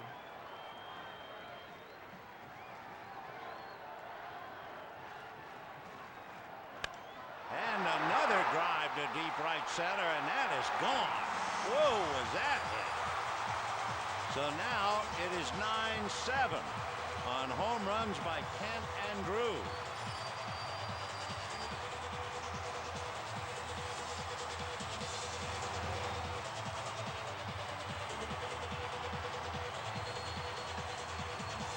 What does that line do? Not go gentle into that good night.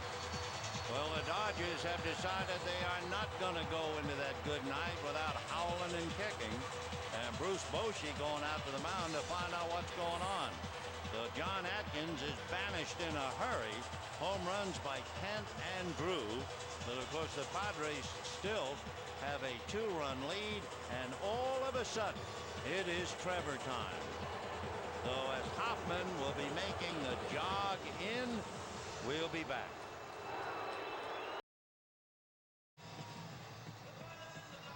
Well, it didn't look like we'd see Trevor Hoffman. After all, the Dodgers were down 9-5 in the 9th inning, so he stopped throwing. And you wonder, well, the last time he was interrupted. In other words, usually when he warms up, he comes in the game. But he warmed up. The Dodgers looked like they were blown out of the park, so they gave the ball to John Atkins. And now the Dodgers have forced the Padres to bring Trevor in. He has been absolutely magnificent against everybody, but especially the Dodgers. He is 55 for 57 in his career. He has saved 24 straight. And the last time Trevor Hoffman had a blown save against the Dodgers was in April 5 years ago.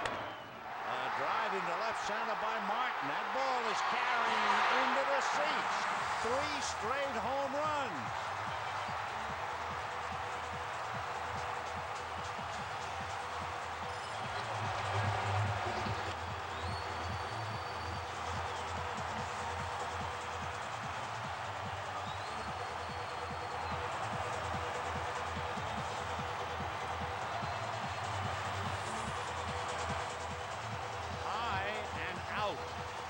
Trevor Hoffman, he had allowed only 2 home runs.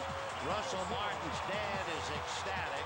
The Dodgers are still a buck short on home runs by Kent and Drew and Martin. And now Marlon Anderson, Julio Lugo, and the pitcher spot. And the folks who hung around to ride it out are in for quite a ride. For the Dodgers, 5 home runs in the game tonight. First time they've done that this year. And another drive into high right center, at the wall, running and watching it go out. Believe it or not. 4 consecutive home runs, and the Dodgers have tied it up again.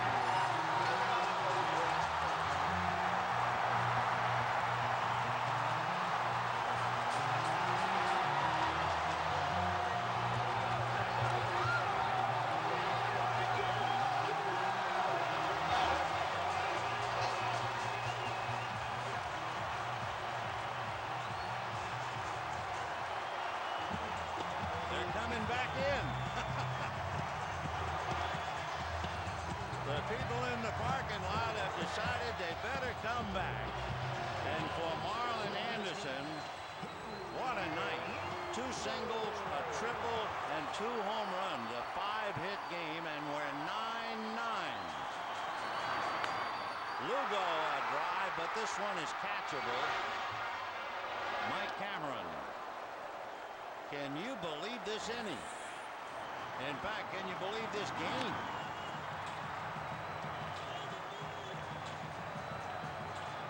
Marlon Anderson uncoiling a 5-hit game and ties it up. Andre Ethier coming up with 1 out. Number 16, Andre Ethier.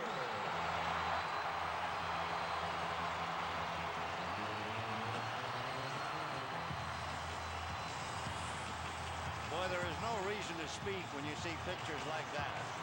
And here is Andre Ethier and a dazed Bruce Bochy. Ball 1.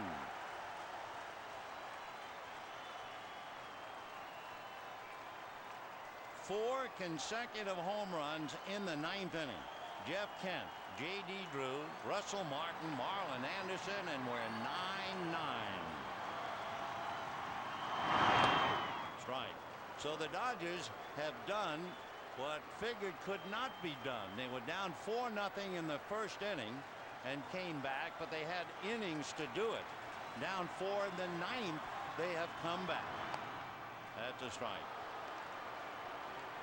It is an unbelievable game. And before 55,831, many of whom, quite a few, are out in the parking lot. Foul back. So Penny and Tomko and Beimel and Broxton are not involved, and probably not Saito either. And Peavy and Embry and Meredith and Linebrink and Atkins, they're not involved. But Hoffman is. Bounce that, 2-2. If you want to break down the 4 home runs, Kemp hit his 1 ball and no strikes. Drew hit his 2 balls and 1 strike. Russell Martin hit the first pitch for a home run. Marlon Anderson hit the first pitch for a home run. 2-2. Foul ball. Of course, Hoffman is human. He's not absolutely invincible. You may remember Game 3 of the '98 World Series. He gave up the 3-run home run to Scott Brosius, and the Yankees swept. You may also remember this year's World Series will start in the American League because Hoffman blew the save in the All-Star game and then blew 2 of his next 3. Ethier, a fly ball, shallow center, Blum. 2 down. Well, here's what makes this really memorable. Only 4 times in Major League Baseball history have there been 4 consecutive home runs. And look, they're all 40 years ago. The Braves, the Indians, the Twins, and tonight. And what a memorable game for Marlon Anderson. 5 for 5. And for Call, a high fly ball to right. Giles at the wall.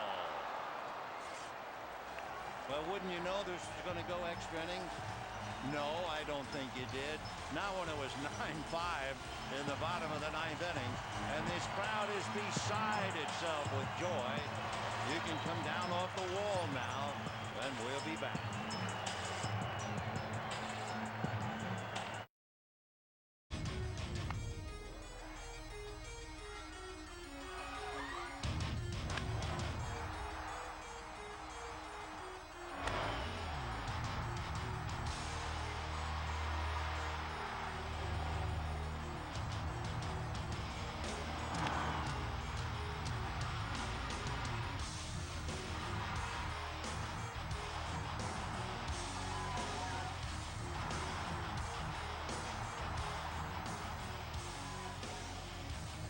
The understatement of the year would be it's an unusual night, huh? But we're 9-9. Marlon Anderson, a career game. 5 for 5. And the Dodgers with 6 home runs. Back to business, however. Dave Roberts against Aaron Seeley. And it's been a thoroughly forgettable night for Dave Roberts. First time in his career he has struck out 4 times. A lot of the folks who left have decided to come back, so welcome back.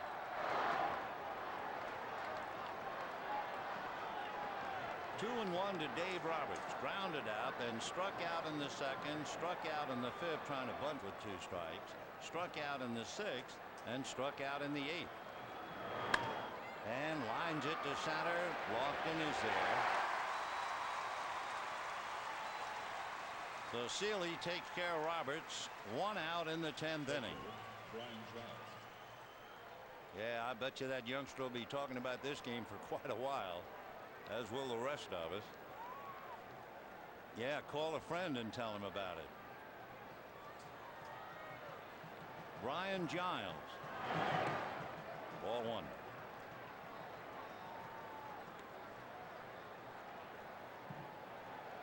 Giles had 1 hit. That was in the 2nd inning. J.D. Drew made a fine play to catch his ball in the 8th. 1-1 the count. So Aaron Seeley at 36. Trying to hold on to this one. 9-9 in the 10th. And a shot inside third down the line. Racing over to get it is Anderson. And Giles on his way for 2, and he is in there.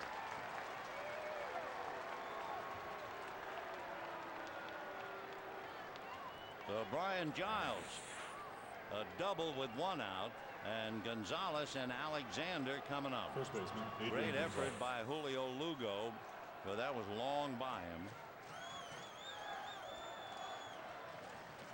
9 runs, 14 hits for the Padres. 9 runs, 18 hits for the Dodgers.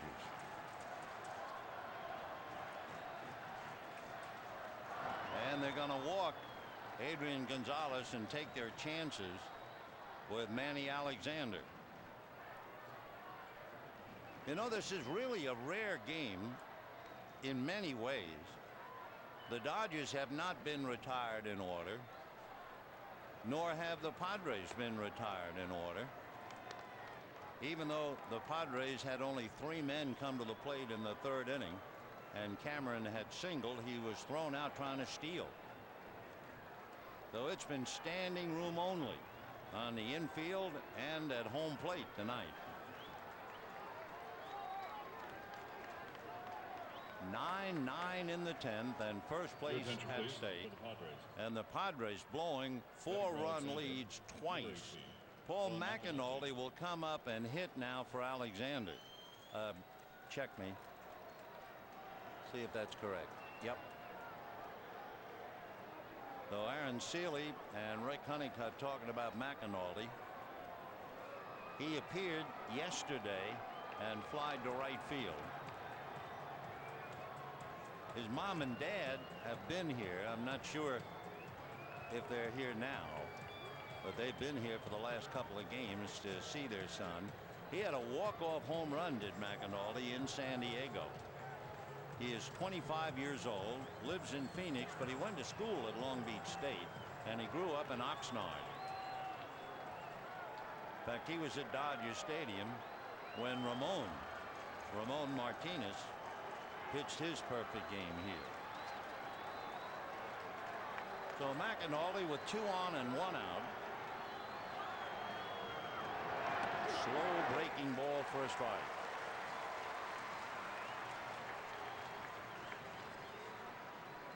McAnally is 5'10" and about 220.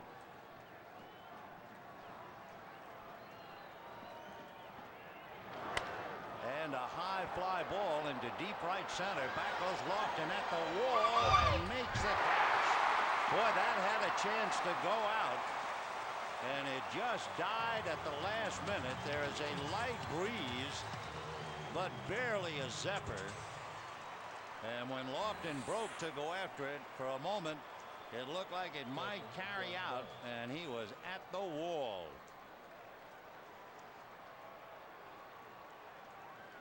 So a frustrated McAnally back in the dugout, a relieved Kenny Lofton, and we're still 9-9, and the batter is Josh Bard. One way or another, I don't know if the Padres will ever get over this game. Foul ball. Not only blowing a 4-run lead in the first inning, that's one thing, but to blow a 4-run lead in the bottom of the ninth on 4 consecutive home runs, 2 of which were given up by the great Trevor Hoffman, not so easy to get over, no matter win or lose. 0-1.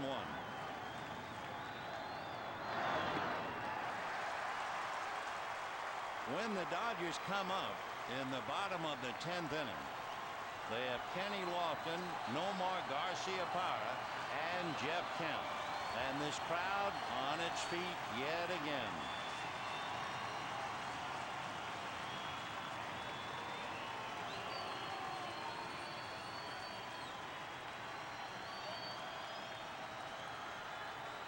Bard hitting .319.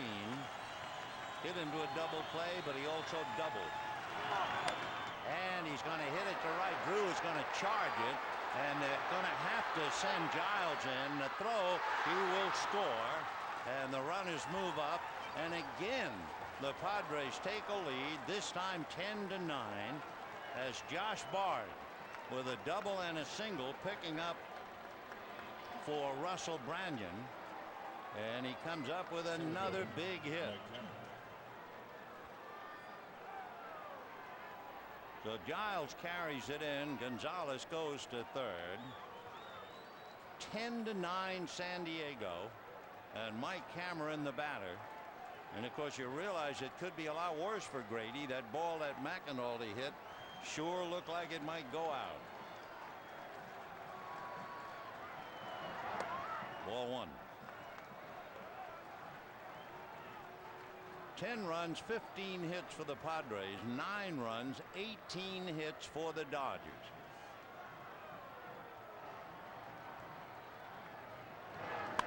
A shot foul, and boy, that turned the helmet around on Gonzalez. 1-1 to count. Yes, it was that close. Sure was.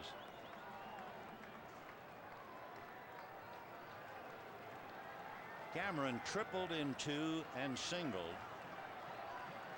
hitting .266.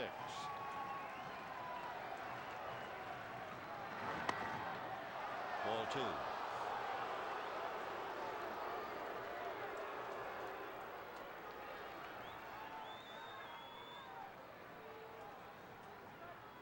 Tough night for both managers, not to mention the fans.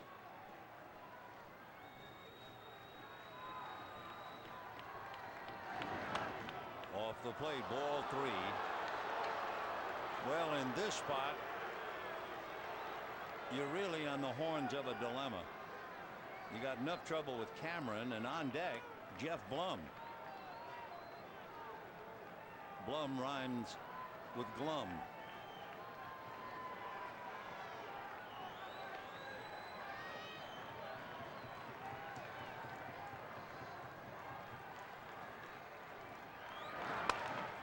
Foul, 3-2.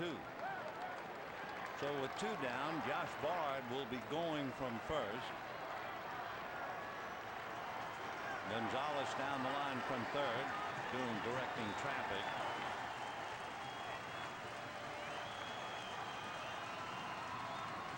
Full count to Cameron with his 20 home runs and his 69 runs batted in. There goes the runner, and it's ball 4 to load him up for Blum.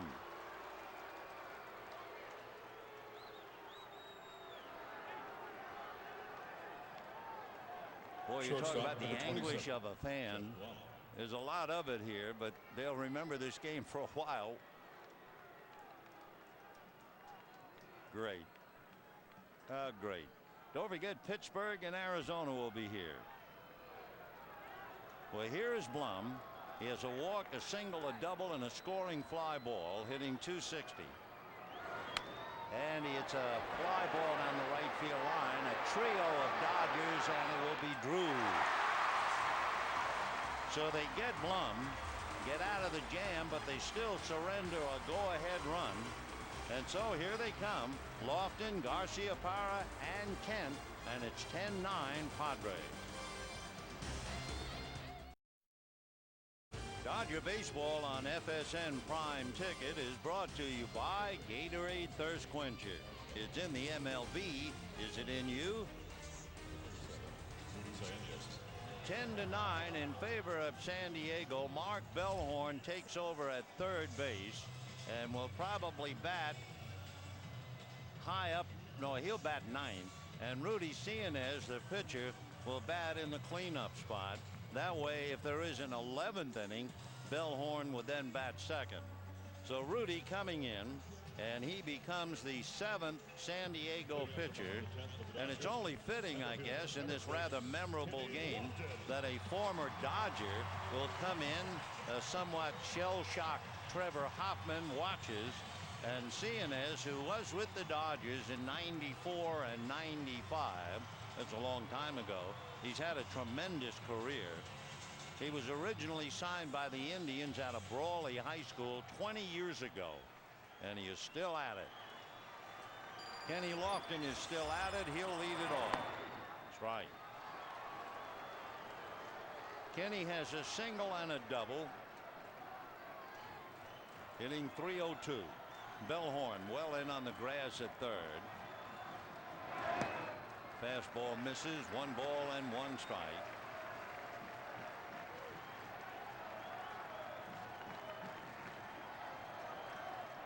Gonzalez is deep and guarding the line, so the right side pretty well wide open.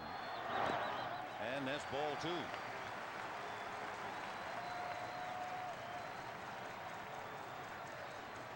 On deck, Nomar Garciaparra and then Jeff Kent. Cianez will be 38 in October. Check swing, did he? Yes, he did, says Tim Welke. And a 2-2 count to Ken. Lofton, who had to go right up against the center field wall to haul in that long out from McAnally. Now just trying to get aboard. 2-2.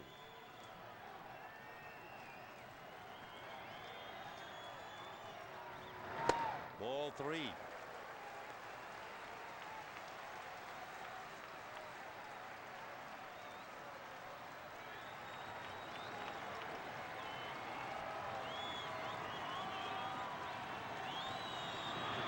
And ball 4.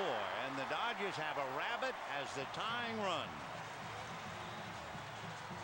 Kenny Lofton has stolen 27 out of 31. And he draws the walk. Now Garciaparra. And for Boshi, more anxious moments. No lead is big enough. Not 4 in the first, not 5 in the last 2 innings.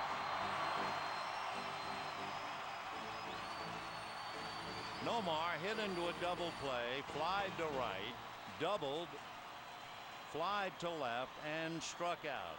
So he's 1 for 5, hitting .303. Jeff Kent with 4 hits is on deck.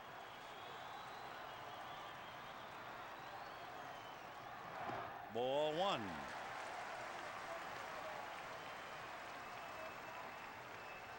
Rudy Cianez had been with the Boston Red Sox. Only been in 5 games for the Padres. He's 1-1. And a strike. His ratio since coming over to San Diego, you can't really guess much. He's walked 4 and struck out 4. In the American League, he was just about 2-to-1 strikeouts to walks. 1-1. Ball 2.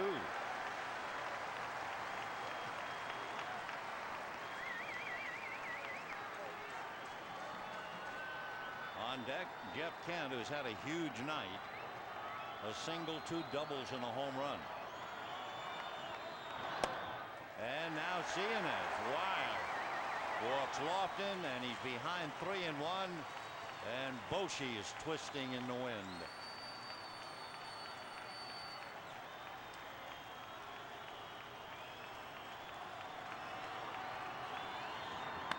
And a high fly ball to left field. It is away out and gone. The Dodgers win it 11-10. Oh, unbelievable.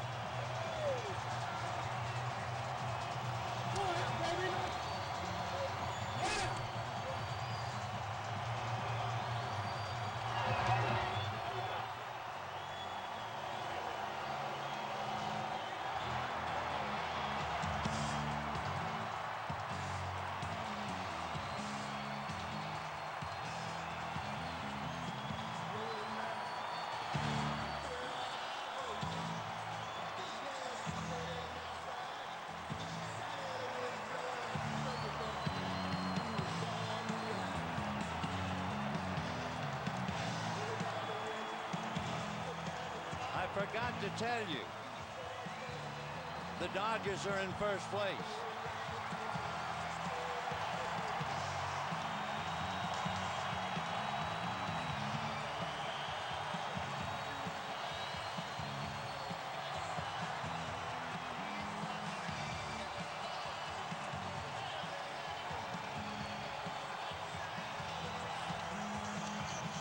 I think we've said enough from up here.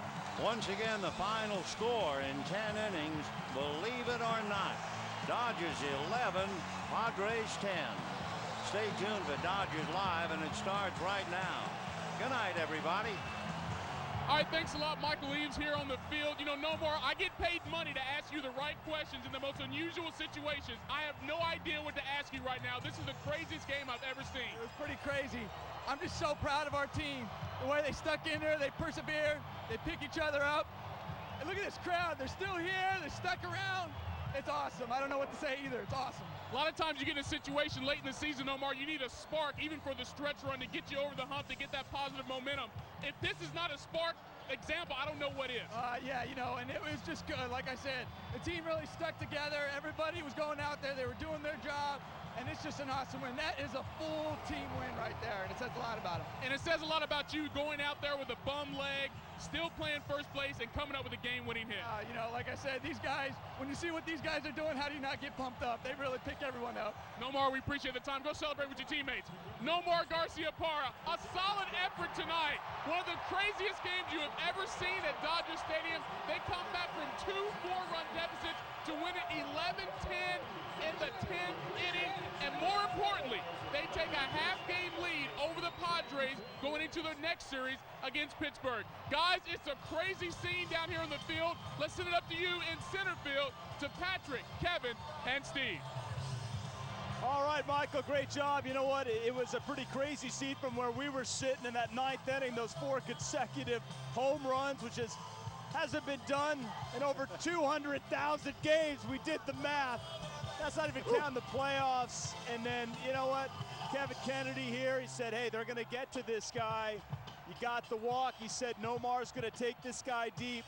And it was an incredible victory. It sure was a lot of fun. I'm just a big believer in momentum switches in baseball. I've always said this. There's always 2 to 3 in a ball game, and you could feel it up here. Once Cianez walked Kenny Lofton, which was a great at bat, by the way, Nomar was due. Everybody else did it. Why not your best hitter, really, the number 3 hitter, Nomar Garciaparra? Good for him. playing on a bump quad, as Michael Leach said, and you get a 3-1 fastball. I'm sure Nomar was thinking one thing. This is the type of win that I think all Dodger fans have been looking for. This is the kind of energized type of victory that push can them the rest of the way. No, I'm serious. Needed this tonight. The comeback, the 4 home runs, incredible. I think they take it all the way now. I really do. And when you look at the way it happened, too, we were talking about it here. We saw 4 straight home runs. It hadn't happened in 42 years, and it was the type of situation where we looked at each other and we said they needed to win it right there, or they need to find a way to win this game, because you have 4 straight home runs like that, and don't win this game, you don't win anything the rest of the year. And this is a huge victory. This is the best comeback that I've ever seen in my life, I think. It was amazing. They were down 4-0 in the first. As Michael said, they came back from 2 4-run deficits. And, I mean, games all the way around. I mean, Jeff Kent, let's take a look at the home runs. I think the good news is Jeff Kent is locked in. That's a big night. What a game for Jeff Kent. He's pushing 290. J.D. Drew. That ball was waffled. Yeah. That's about 463. Then Hoffman comes in now. I mean, Hoffman wasn't in there. That was Atkins, and now Hoffman comes in. First pitch, Russell Martin. He had converted 24 consecutive saves against the Dodgers. Right. Well, that was the thing we talked about, too. Hoffman was going to come into this game until they scored all those runs in the ninth. Then you sit him down, he forgets about what his job is. He loses the adrenaline. Now he has to come back in. Marlon Anderson gets What a game for Marlon. 5 for 5, 2 home runs. Just to tag what you're saying, Steve, I mean, here's Nomar's. I mean, right down the middle. He knew it right away. Look at the emotion. He held the bat and pumped his fist. The week and a half to go. This is the type of win that can finish you off the rest of the way. Okay, you split with the Padres. Everybody was hoping for at least 3 out of 4. To me, this was a must win. I think the veteran players showed that tonight on the field. They showed that the way they came back. This is a game. It's not the World Series. It's not the Kirk Gibson home run, but it's one of those games where people will remember that they stayed to the end. There sure was a lot of people that left that Kirk Gibson home run, and they came back to win this. Everybody will say that they did stay, even though we know there were a few people that left, and some of those people even came back. Yeah. 7 home runs tonight, club record tied in 1979. I mean, that's unbelievable. 8 in Milwaukee in 2002. At Dodger Stadium. But in a bigger venue tonight against the San Diego Padres, who have beaten up the Dodgers all year, especially here at home. This is a momentum switch big time for the rest of the year. To end the series. But Steve made a point. We were talking about this as we take a look at Nomar. I mean, Nomar is always even keel. To see him that excited, that's big for him, big for the Dodgers. And he doesn't believe it. He has a look on his face like he didn't believe they did it. But you know what? He wasn't a part of that Boston Red Sox team, but it reminds me of the comeback of the Red Sox against the Yankees in the LCS a couple of years ago. I mean, you're almost done. I mean, they're down 3 games to none. It's the 9th inning, and they come back and they tie the Yankees and they go on to win 3 more. I mean, it's not the World Series right now. It's not the playoffs. The players will tell you, hey, it's just another game. This is what gets you there, This wasn't another game tonight.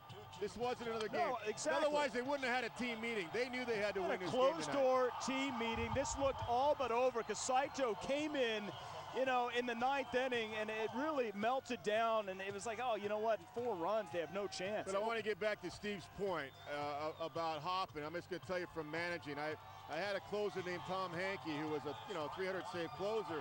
Once you get those guys up ready to come in a game, because San Diego opened it up and it wasn't a 3-run lead, it was a non-save situation. Now you sit your closer down, it's already up, and a lot of guys will say, well, 4-run lead, he's not going to be up for it. But I didn't not like to sit my closer down, because then you get the other guy up, and he's not really ready. So he's up, he's back down, but he's 3 away from Lee Smith all time. I mean, he knows the situation. Yeah, but not only you're sat down, and then the other kid came in there and gave up 2 home runs. Now you get Hoffman back up and in the game. He definitely wasn't ready. Let's hear from the manager, Grady Little, and what he thinks about this big win. This is live. This ball club, it's real easy for a ball club to get down 4 runs there before they ever come to the plate and throw in the towel. But this club's not like that, and they showed it there again.